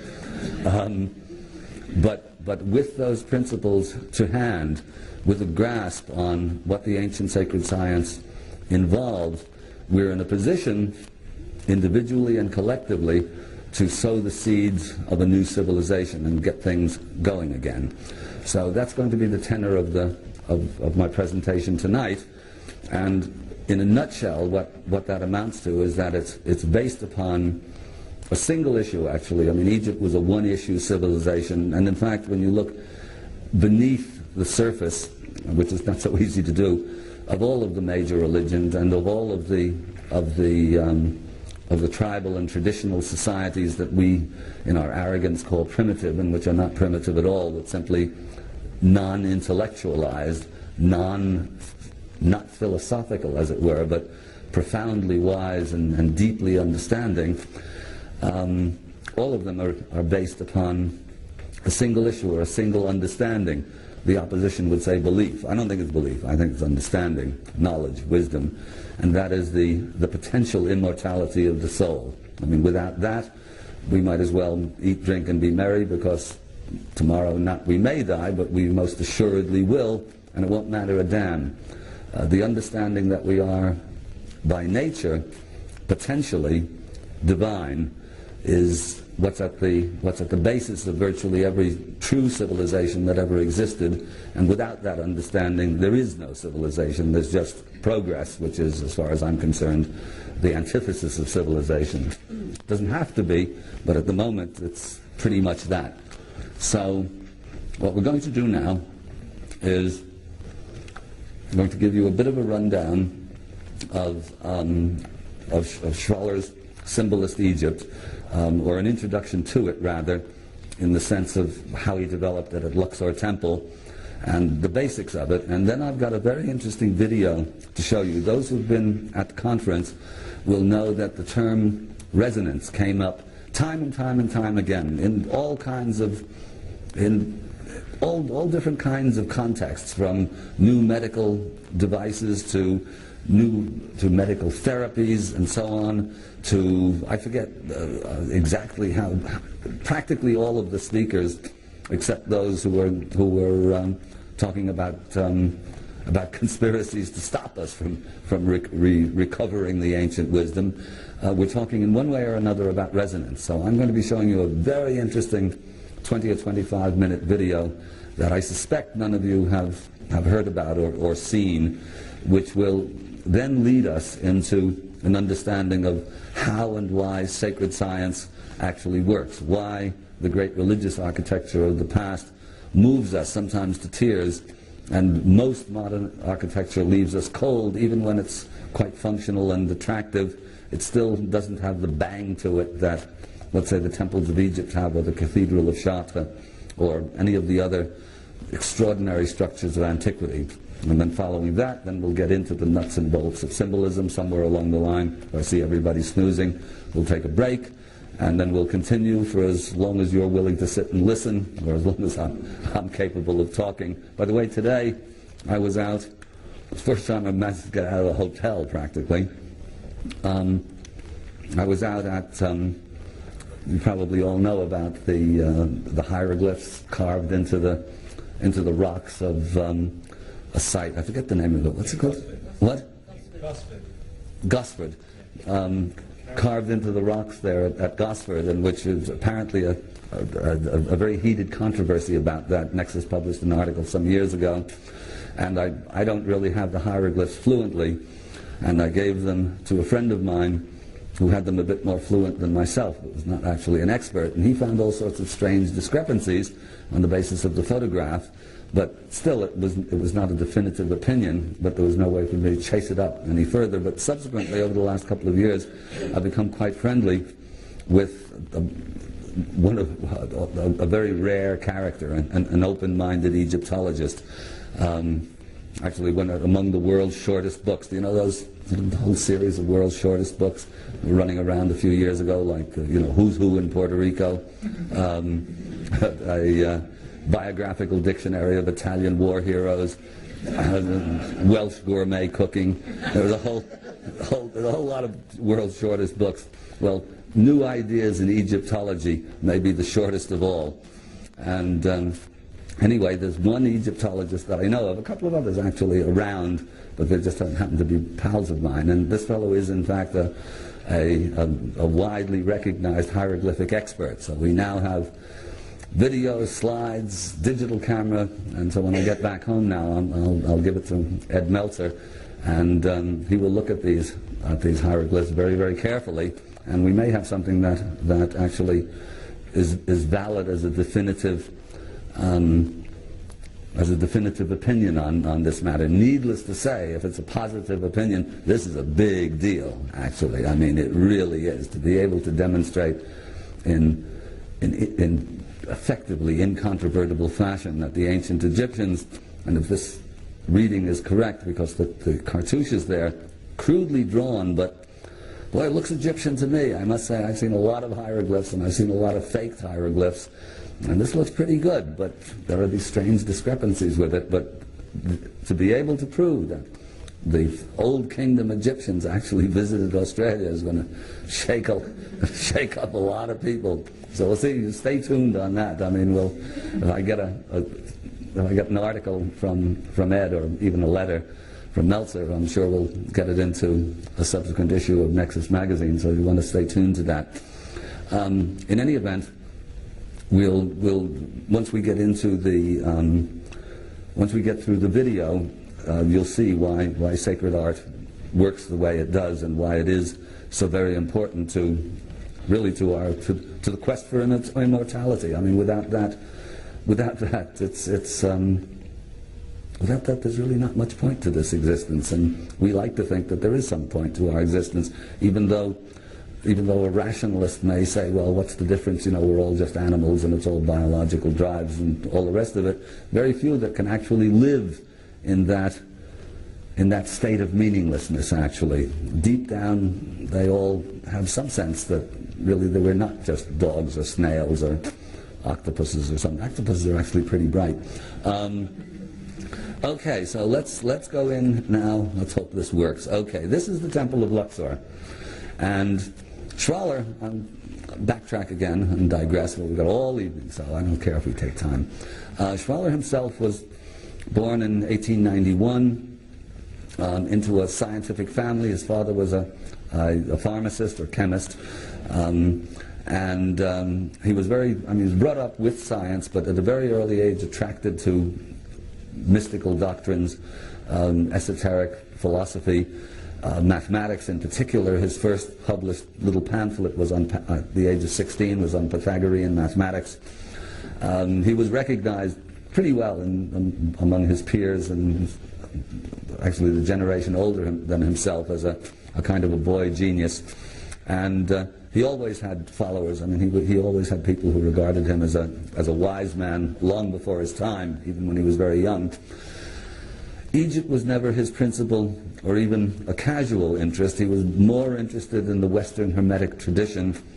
I'll just briefly go through a little bit about John first for those who are new.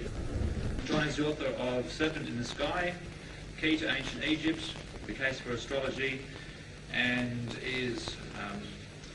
he won an Emmy Award in 1993 for The Mystery of the Sphinx, which was hosted by Charlton Heston.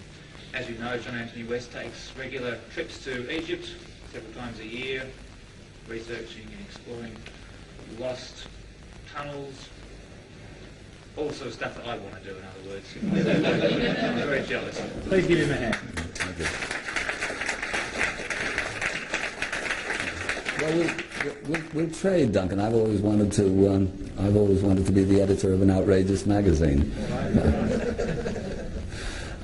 Also, actually, I might add, Duncan said I take trips over there researching, but in fact, I also do intensive study tours. In other words, I take people along. That's what pays the mortgage, actually, on very grueling but very informative trips to Egypt. There are some brochures out there. Anybody interested in more information? I'll give you website addresses and emails and things of that sort. Now, from show of hands, about 2/3 of you were at the conference. For the other third, I'll just backtrack a little bit and just explain what we were talking about at the conference. And this was mainly devoted, almost exclusively devoted, to the scientific search for the lost civilization, as it were, based on the geology of the Sphinx, the water weathering of the Sphinx. And to make a very long story short, I'll encapsulate, and that is that the Great Sphinx is weathered in a rather peculiar way. It's tremendously deeply weathered. I'll have shots of it later on in this presentation. But the subject of this whole evening will be what's called the Symbolist school of Egyptology, developed by a remarkable French mathematician, philosopher, Orientalist, and actually practicing alchemist with the unpronounceable name of R.A. Schwaller-de-Lubitsch, who over the course of 17 years, from 1937 to 54, developed this radical reinterpretation of the Egyptian civilization in its entirety. In one of his ancillary books, the main body of work of Schwaller's masterpiece, as it were, the culmination of his 17 years of work, is a book called Le Temple de l'Homme, the Temple of Man. And my book, Serpent in the Sky, is an in-depth introduction to this book. When I wrote Serpent, Schwaller hadn't been translated out of the French, and in the French or any other language, it is fairly impenetrable stuff. It is not bedtime reading. You don't read Schwaller, you take a year off from whatever you're doing and plow through paragraph by paragraph and page by page. And for those who are sufficiently bitten by the Egypt bug, That book has now been translated finally into English in an absolutely brilliant translation and a gorgeous production job. It's not cheap. It's $195 American, which is about $7,514 Australian, I believe. And, or at least that's what it was yesterday. Now it's probably another $100 more. You can get it actually at 30 off through Amazon or Barnes & Noble. I'm assuming that you have Amazon here. So anybody sufficiently interested want to look into that, because that's the nuts and bolts of the entire symbolist theory. Anyway, Schwaller, in one of his ancillary books, came up with the observation that the Great Sphinx had been weathered by water and not by wind and sand. And when I read that, I realized that this could be, and Schwaller didn't himself recognize the importance of that observation. He died about a year later anyway and was not in a position to follow up on it. But I realized reading that whereas the rest of the argument that Schwaller had constructed, a textual argument based upon the writers of classical Greek and Latin antiquity, who all believed, along with the Greeks themselves and along with the Egyptians, that their civilization extended many, many thousands of years further back into the past than dynastic Egypt, which begins somewhere around 3200 BC. I realized that geological key, the water weathering of the Sphinx, held the scientific key to the validation of that notion, which, as I say, the Egyptians themselves believed and even had. There are two texts, one a chronological tablet, another a chronological papyrus, in which the Egyptians talk about long reigns when first they're ruled by the gods themselves, and then